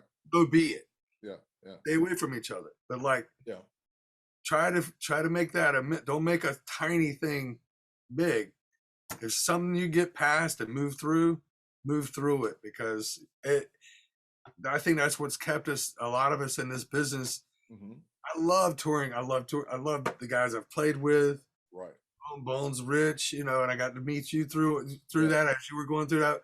You know, I thought everybody handled that very classy. You know what I mean? Indeed. And there should be class in what we do. 100%. Just because we play this rebellion art form doesn't mean we got to walk around like a bunch of, you know. Still have respect for each other. Yeah. Indeed. You got to have that respect and then carry yourself with some class, man. Like, you know, that because I think we get there's too much of a hey man, look how much he's partying, right? Look at all the not everybody's Motley Crue, man. Like, you know, and I would San Antonio did a tour with Motley Crue. Motley Crue's not Motley Crue anymore, you know what I mean? That, you know, it was just this one tiny little era, you know, and thank God for Nirvana and Pearl Jam and those guys to come in and change that, because it was going into something weird, you know, creepy kind of, and you know, it put music back to music, you know, Mm-hmm. and that and there's been a lot of bands that come through and just change the whole game, you know. Rage Against the Machine was one, you know, Right. and you know, hell, even Limp Bizkit, the new Limp Bizkit record, I love that. Yeah. That is awesome, I think. Always But gonna be dope. Rich told the stories about you guys meeting Limp Bizkit and Bones and why am I his name escaped? I'm just old now, man. Fred who, Durst. Fred Yeah, Durst. Fred Durst, and just telling all the stories, man. Man, oh man. Look, let me tell you what's beautiful. You and I having a conversation. We just freestyling now, which is a beautiful thing. It's just awesome. Just hanging out. Just having a conversation. But that's how I always wanted it to be. I don't care who it is. I love you, Lord. Here's the last 9 digits to my social security number. Like what? What just happened? Like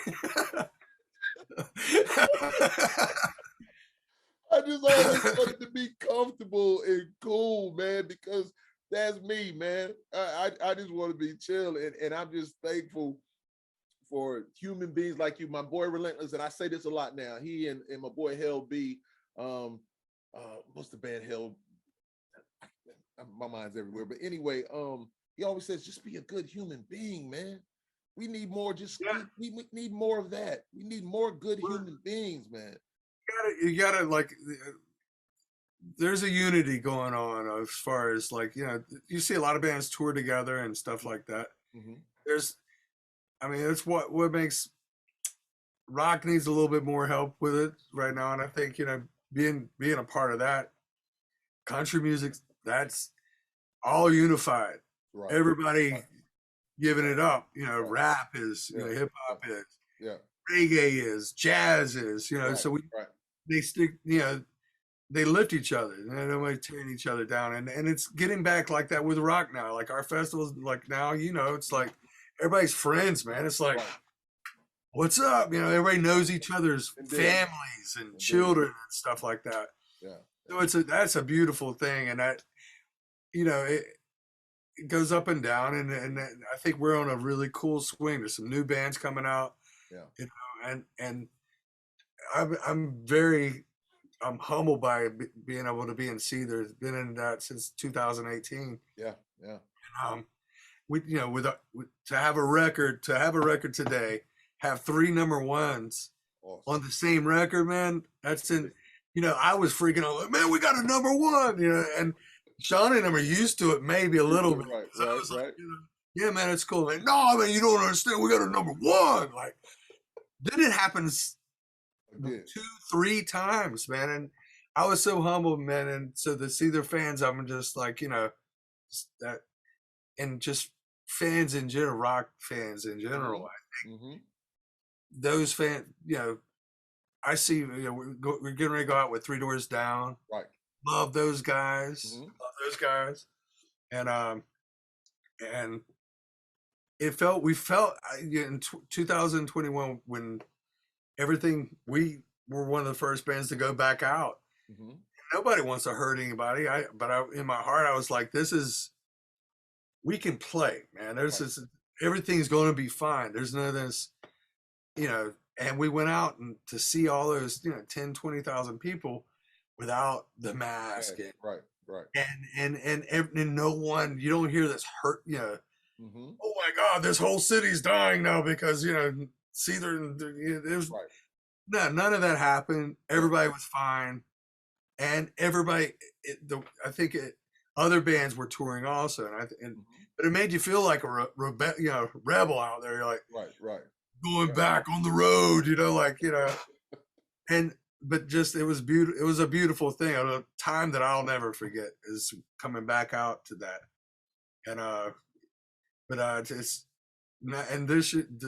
going to do a few shows with those guys, and then Breaking Benjamin, we're going to go out with those guys. Yeah.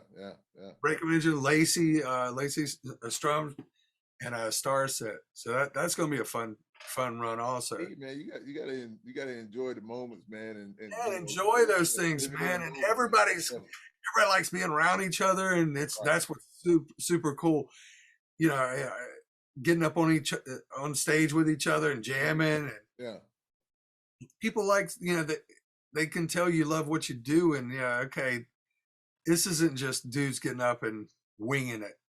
Right, indeed. If I ever see that, I'm just, we're fans. I'm fans. If I go to see a band and I'm like, and I see guys up there, you know, Yeah. Yeah. Just here's going some through the notes, motion. here's some Yeah. notes. You Right. want to hear some more notes? You know, I don't want to hear notes, man. You know what I mean? So Holy catastrophe. All right. So look, I still got a few more questions I got to ask you, man. It's all love. I'm having the ball, man. I'm having the ball. This is great. So Prince said that he's never played the same show twice. Is this a true statement for you, or are you more structured and want to repeat the same performance over and over? never twice. Never twice. Never done it twice. In between, like Sean, he doesn't talk. We want to play as much music as possible. I think a lot of singers are out there preaching Mm-hmm. on half truths and Mm-hmm. half educated ideas.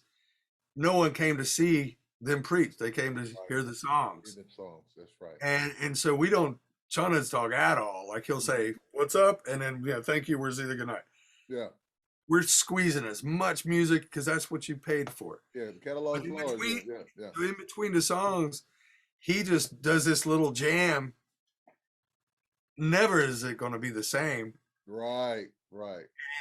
I'll kind of solo or make some melody over it. Mm-hmm. That we'll all play along with it, and it'll form into the next song. Got you. Wow. I never know what that's going to be. Really? Not one time have we ever done. It's always a little different. Mm-hmm. Sometimes it sounds like a nightmare. Sometimes it sounds like, gosh, I wish we had it tracked. That's amazing, Right. But it's always jamming. There's a lot of jamming going on in between the songs to keep it entertaining. Because I don't like dead silence. Mm-hmm. That sounds like I get nervous. Really? If I hear nothing, Mm-hmm. I can't stand it. I think that's what half of that some singers talking. Mm-hmm. To fill up that space. Fill up that dead space. Yeah. You're always sitting around tuning and right. Oh, 100%. Yes, indeed. Yes, indeed. It makes the singer feel weird, so he's got to you know what? How's everybody doing? Right. Let me see your hands. Say fuck yeah. Say it like it's all the cliche shit to me. It sounds like anymore. I think it sounds hilarious to hear the same old. For 20 years to hear the same old shit. Let me see this and let me do this and do that. Now I want y'all to do my taxes. Like, what the fuck are you talking about, man?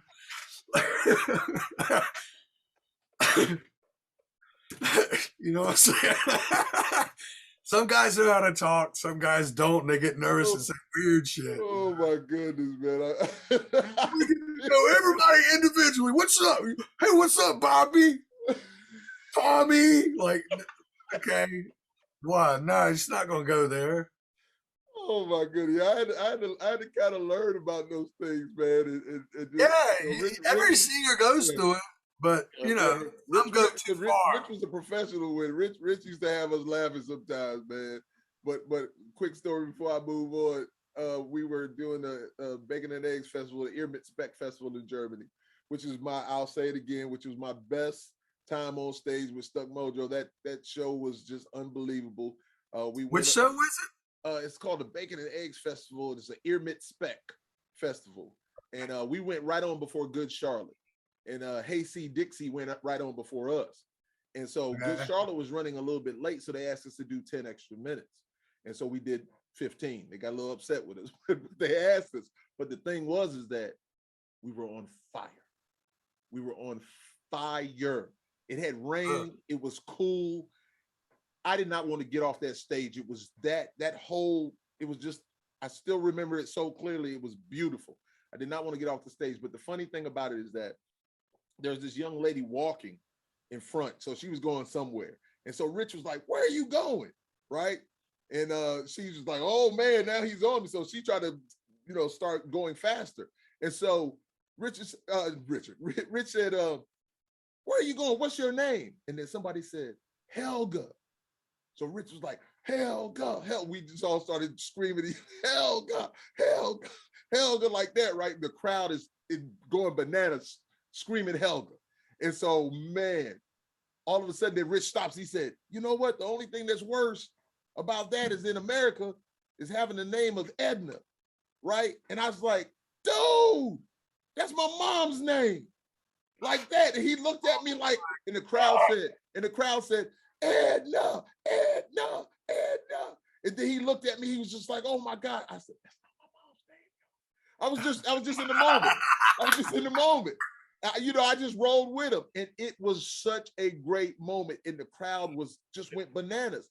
So after we get off the stage, the crowd is still screaming Helga. Still. So Good Charlotte comes on and he's like, Benji's like, "The hell is going on, man? What is this Helga shit?" And so he made a song, freestyle something, Helga, don't fuck with my Helga, don't mess with my Helga, or whatever like that. It was amazing. But the biggest thing was after the Hasty Dixie guy told me, he said, "Man, your eyes up there, man, you look like you want to kill everybody." He said that was an amazing show. And I was like, thank you, my brother. But they were good because they were so different, Yeah. And then they were really good. And then there was a fan that came up afterwards, and he's like, "Lord Nelson." I said, "What's going on, bro?" He's like, "Can I take a picture? Can I have a?" "Yeah, of course." And so he said, "You guys saved this festival." He said, "Stuck Mojo saved this festival." And the only thing that I hate is that I can't find any video of it, but I'm telling you, look up. That's what I was saying. There's pictures. I have a whole ton of pictures, but it was just amazing. It was. Listen, that was the best show that I've been on. I enjoyed the people. I've got friends that I met there that are lifelong friends now. My guy from Ireland, Sean. Man, it was anyway. It was just wonderful. It was a wonderful time. So. You living in a zone. You were living in a zone. Man, it was definitely a zone. I'll never forget that feeling. I'll never forget it. So you've played massive festivals as well as more intimate venues. What are the pros and cons of each, and which one do you enjoy more? We kind of touched on it a little bit earlier. Of festivals and just regular shows, or festivals and just regular shows, a smaller venue. Well, like the it's they're not too much different, man. For me, like and I mean, because we've had a lot of radio hits. Indeed. So every song that we're playing has been on radio, and they know, and they know every word, right. Whether it's a festival, a fair, a headline show. Got you.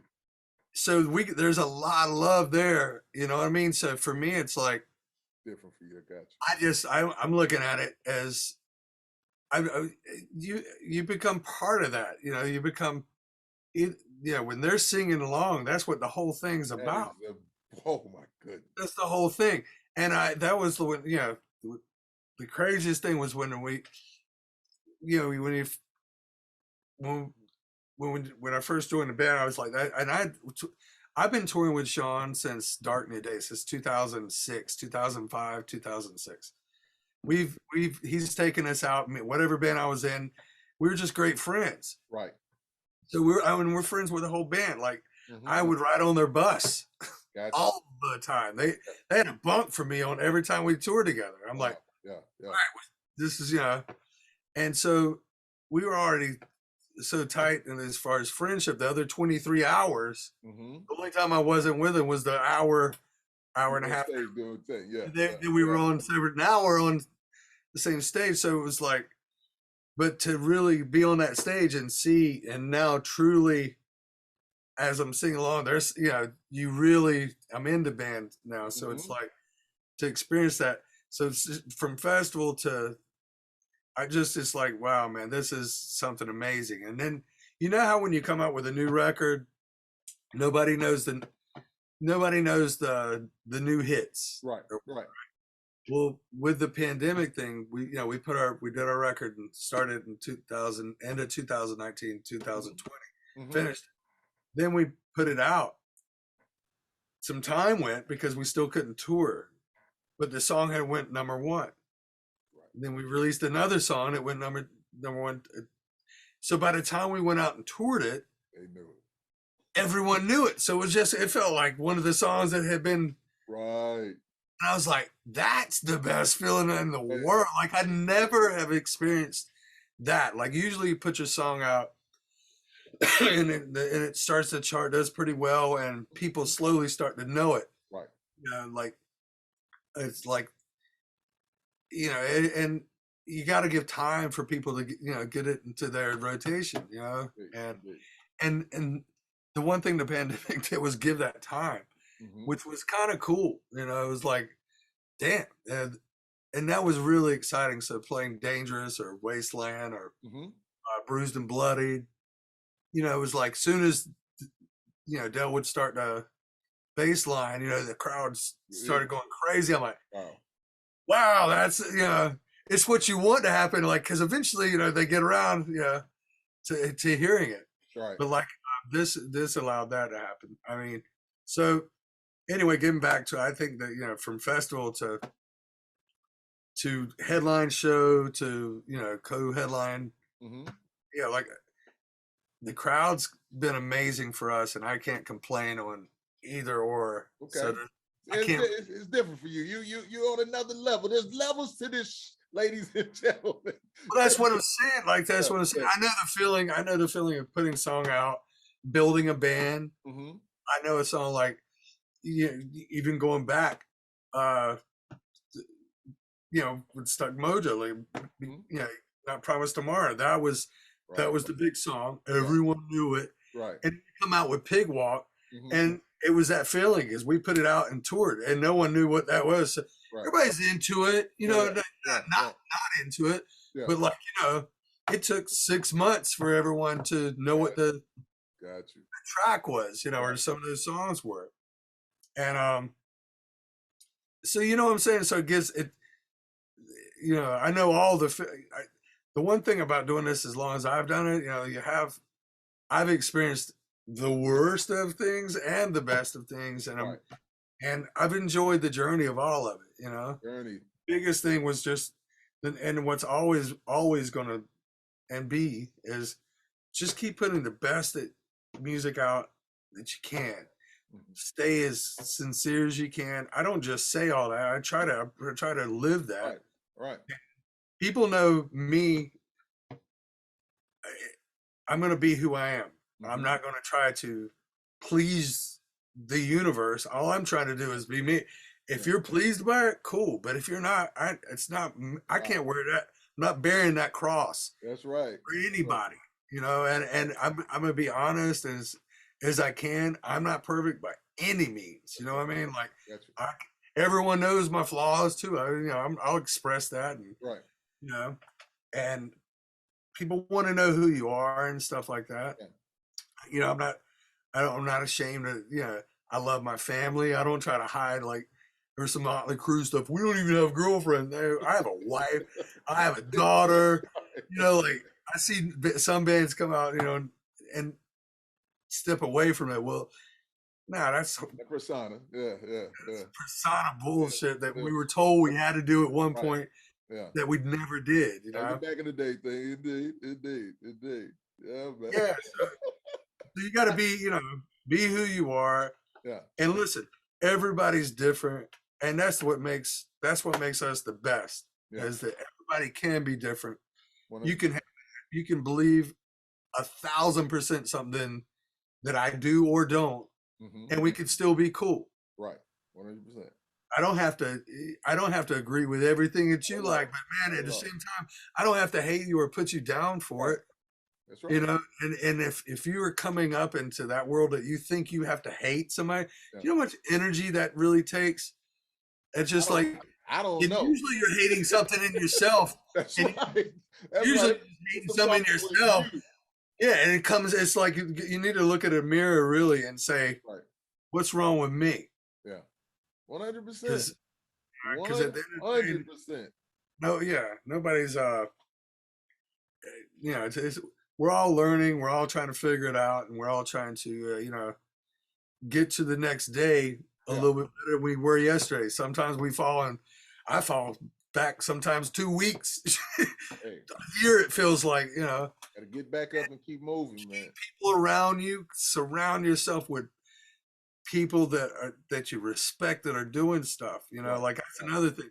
I started cutting out people that just didn't weren't bringing me to another spot. Mm-hmm. Mm-hmm. I don't, I got to be inspired, Yeah. you know, and I want to be better and I want to grow. If I can't, and if you're not helping that, and you know, that's not going to do anything for you. Like when Oh, when the pandemic happened, I got into jujitsu right at the pre-pandemic. I was watching you, young man.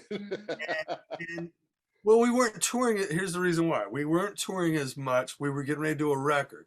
Mm-hmm. You know, Sean was sending, like, he sent 40 songs. You know, he was like, you know, do you want to write? I'm like, no, you write number one hits. Like, why would I need to write? If you're a dry, cool. I would love to. Right, But you know, right. I give him all credit to that. Like Mm-hmm. people are like, will you write? And I'm like, of course I write. But I don't. I'm with one of the best songwriters in the world. I mean, Right. 3 number ones. Yeah. That could have been 2. You know, there could have been 2 number ones. If I maybe I want to stick my ego in and write. If he I, if he wants me, he knows where I'm at. He knows I'll do it. Yeah. But we were off. We were off, and I needed that release Mm-hmm. mentally. You know, I was like, man, because I got to stay busy, and I was doing some producing bands and stuff like that. But Yes. I wanted to get into something different. And my daughter was doing jujitsu. I got her into jujitsu, and Mm-hmm. she's like, "Why don't you do jujitsu, Daddy?" You know what, baby? You're right. And dude, you know, it went in, and it put me back. It threw a bunch of humble pie on me. You know, you would go in there and you get defeated for about 3 months straight because Right. my group of guys are just, girls are beast. You know, Yes. Yeah. and they are just incredibly great people, but they're some of the toughest people I know on earth. Right. On the earth. Yeah. And I've met some tough guys, man. Yeah. You know, Yeah. so Yeah. and I had, like, back in the day, Billy from Biohazard tried to get me into it, Mm-hmm.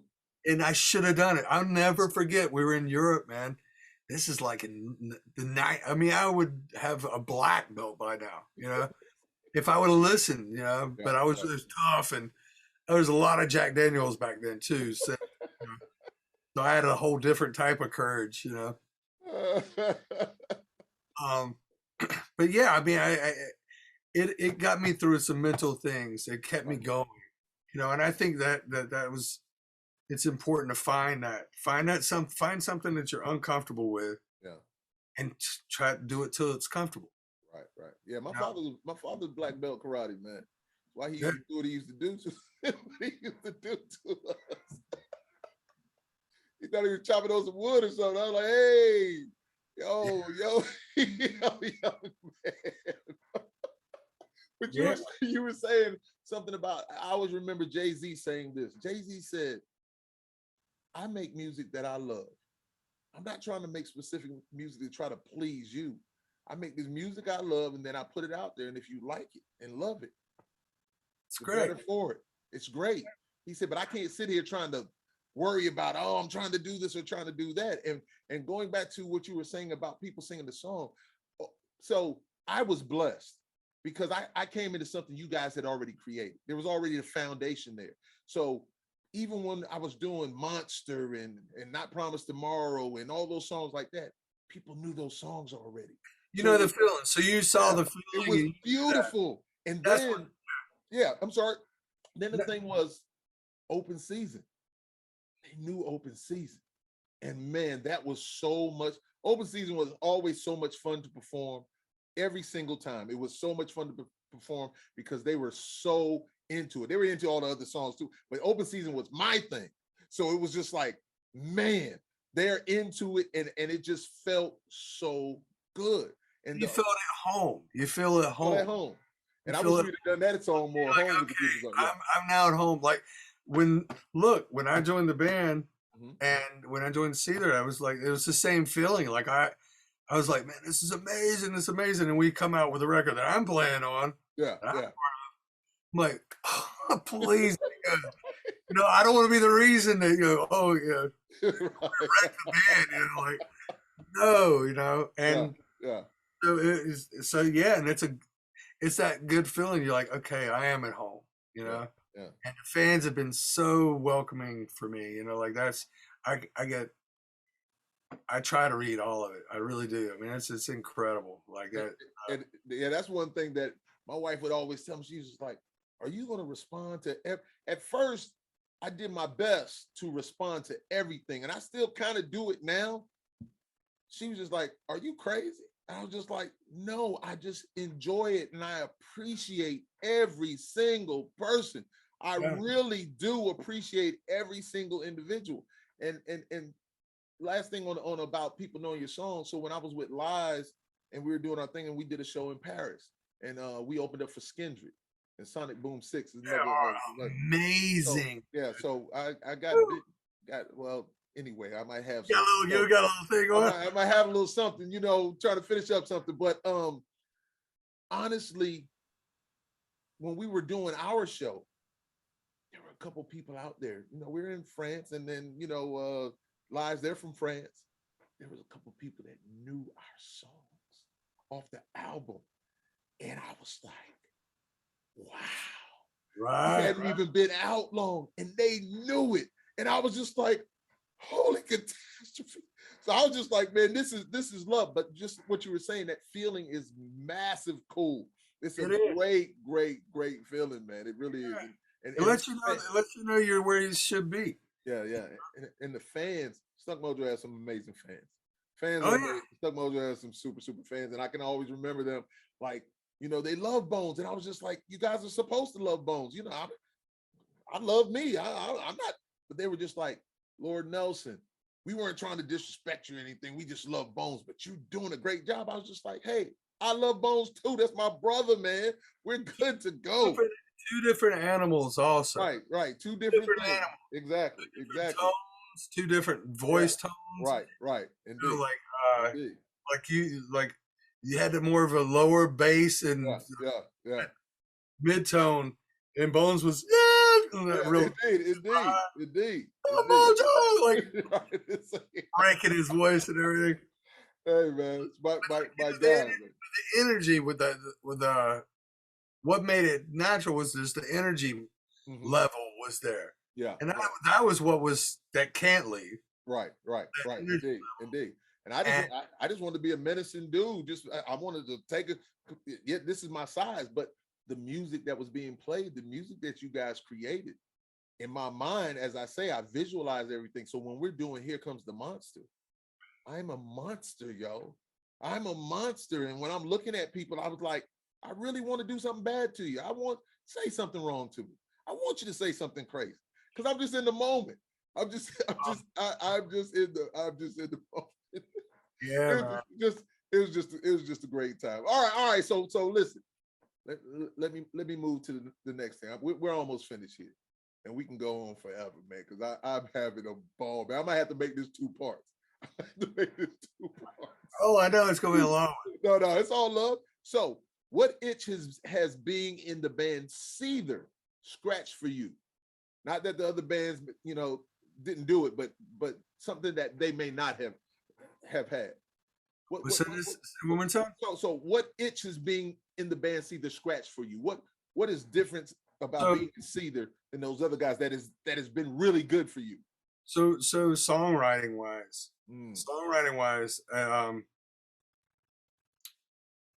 less is more. And that's the hardest thing to write. Like I Empire, I feel a lot of, like and more riffy stuff, and there's nothing wrong with that. Nothing wrong with anybody doing that. But like the space for a vocal is king. If that space for the vocal, if I'm this all over the vocal,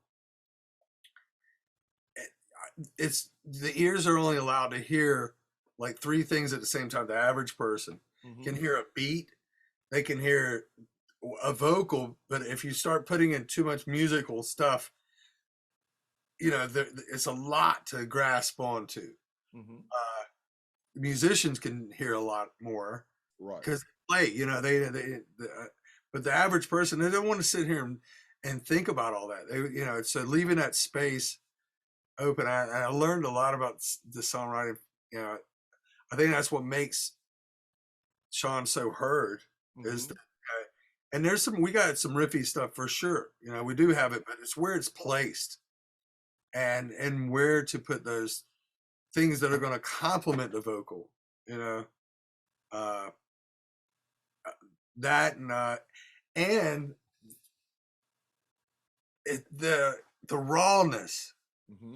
I've never been in a band that's more raw as far as Sean loves the what is real. Sometimes the lack of a rehearsal will bring the best out in a band. Mm. Like rehearsing, and there's nothing wrong with either idea. Right. Like Rich was a big rehearsal, that. Mm-hmm. Like he would love to rehearse. Mm-hmm. My first day with Seether, we went over maybe 2 songs, and Sean's like, looks at me and says, "You got it?" Because he doesn't want to go over this. He's playing absolutely 1,000. He said it right. Indeed. He's like, "Do you have it?" I'm like, "I got it." He's like, "All right, then we're good." Wow. I'm like, "We're good?" I'm like, I just wasn't used to that, Right. and it was just it was something so sincere when I hit that stage, because it was just, that's it, this is it, and it was it was a unique feeling. I haven't, because I come from that mentality, go rehearse, Right. and I didn't realize that there was another beauty on the other side of that as well. That was equally as beautiful as, everybody did their homework, knew the damn songs, Right. and now it's going to be this thing that we do together. Brought about And freedom to it was you. a freedom, yeah. Yeah. So there was that side of it. So that was Awesome. those are the two things I think with Seether. Beautiful. Beautiful. Okay, so I believe we've all heard the horror stories about the business of music. I believe we all have. It's all been great. I don't know what you're talking about. Okay. That being said, though, what still excites you about the music industry? Everything. It's just changing. It's like it's constantly going to change. It's like songs. You're going to keep writing the same songs. Right. No, you're going to grow. The music business is growing, and digital's out, and it's been out for a long time now. So I mean, there's sometimes if sometimes if the band's not doing well, and I've been on both sides of the fence of this, of blaming the music business, blame your songs maybe. Right. Maybe own a little bit of what's going out there, and uh,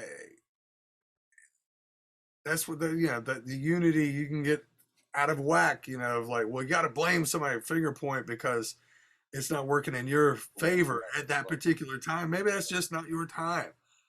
Maybe it was your time, but some other people have already been in line. Right. Indeed. There's only so much time in a day for radio. Right. Do you know how many people want to be on radio? I'll never forget when I first, every single person, you'll never meet a person. I'll never forget when there were, record stores and CDs, and we walked into Tower in New York, in Staribud, and Tower was huge. I mean, 10,000 bands in here, and everything. And our A&R guy says, and we walked in, I'm excited, I'm looking around, I'm not, I'm oblivious to everything. And he says, "Hey, Corey," he said, what separates you from all these, what makes your CD different than all these other CDs? Everybody wants the same things you want. What's going to make your CD stand out? And that hit me for some reason. Like, so this was a business guy that signed us, believing in something about us. Right. And you know, he put us in the right with the right people, the right producers. Mm-hmm. Rick Prosher did Pearl Jam back then and did a lot of the grunge stuff. Don Gilmore and or I mean, so I knew I had a special record at that time. Mm-hmm. And it was the first time I'd ever charted and all that stuff. But it was like it really scared me because I'm like, wow, I didn't even think about anybody else. I've been so consumed with me. Right. Everybody wants to be me. Mm-hmm. What's going to make your and all I could think of was that's when I started really getting into. I'm just trying to be myself, and I hope everybody else is, and we'll let that audience decide. That's the decision. That's they're the ones that making the decisions of 100%. any of that. I can't. I'm not going to put another band down to put me up. Right. And I'm not going to blame the audience for not liking my stuff. That's right. I'm just going to be me and throw my flag up and see who salutes. They'll let you know. Because you're saying that about those producers, quick thing, just had the conversation with Rich not too long ago when Fozzy was here. And Rich was saying like, on their last record, not the one that's coming out now, but the last one, he was just like, yeah, man, I had to back up. They brought a producer in. I can't remember the guy's name, but he's a big producer. And he was just like, man, what you want me to do? He's just like, well, first of all, you got to get out of the way of the vocalist and what's going on there. It's not all about what the music, he said with the music that we're playing now, that Fozzy is, it's not about just the music. It's about Chris and what he, you know what I'm saying? So he focused on, this is what this is, and this is how we've got to do this to make it this. And then look what they have. What they got, their first gold record. And it's just like, hey man, when you start paying attention to, that's why I always give you the utmost respect. I'm listening because people who have done it and are handling their business, man, pay attention. Pay attention because I know how far I've gone. You can't always be right about things, but when you see people that are successful and that have done things, just pay attention. Just listen more. Talk less and listen more. Absolutely. I mean, and what works for one thing, like I've had same manager as Linkin Park. Mm-hmm. I've had the same manager as Disturbed. I've had the same managers, Pantera. Mm-hmm. And they're using the same blueprint. Right. And then I have a manager that doesn't manage anybody, and it flies. Right. Indeed. Like, so why didn't that work? So the blueprint, there's no that's music, man. There's no blueprint right. of what's going to go and what's not going to go, and your fan base, you either have money to get behind marketing, or you got to have tour road dog. Like, I'm going to go out here and earn it. Right. There's one or the other. Like you're going to build. Like Stuck Mojo was built straight from touring. It was not built because there was a lot of money behind it. Right. It was like, no, we're going to go out here and play every 300 dump. days. We played the dumps until we got a little bit better and a little bit better. And and that's a long, you got to be in it for the long haul. Right. Like, in your career, it's got to be that way. It's not it's like an investment. Like, that's in yourself. You want to invest in the SB 500, it's, you can't throw money in and the next day go, am I rich? Like, it don't work that way. No, man, but you will be in 20 years. Right. You will be in more in 30 years, 40 years. Right. You will be if you invest now. Yes. And that's what you did. And that's what, a lot of bands to get that. But everybody wants that quick. Yeah. But man, wait a minute. I mean, this one band got signed there in a bus and they're touring in arenas and well, they got in the marketing. Yeah. They won the lottery. Yeah, you don't know their history either. You won the lottery. So what? So yeah, their grandpa works at the label. Yes. Like weird shit. Yeah, there's some weird. Man, Nicolas Cage. Is he a good actor? I don't know, but it was his dad. I know he's done some weird movies. You know, he's done some good stuff. Look, you hang out by the barber shop, you're eventually gonna get a haircut. You know what I mean? You have like a bunch of Lowery analogies going on today, but jumping in rivers to get the barber shop. It's all love, man. All love.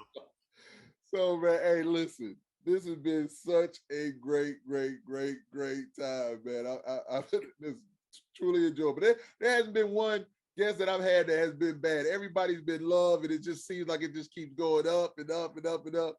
And man, I just thank you so much for taking the time, because I know you're super busy, and I really appreciate it, and you.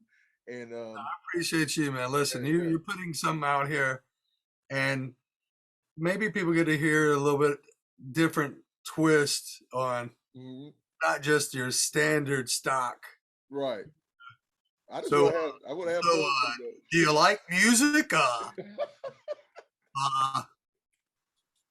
How did you get your band name? Like, I don't know.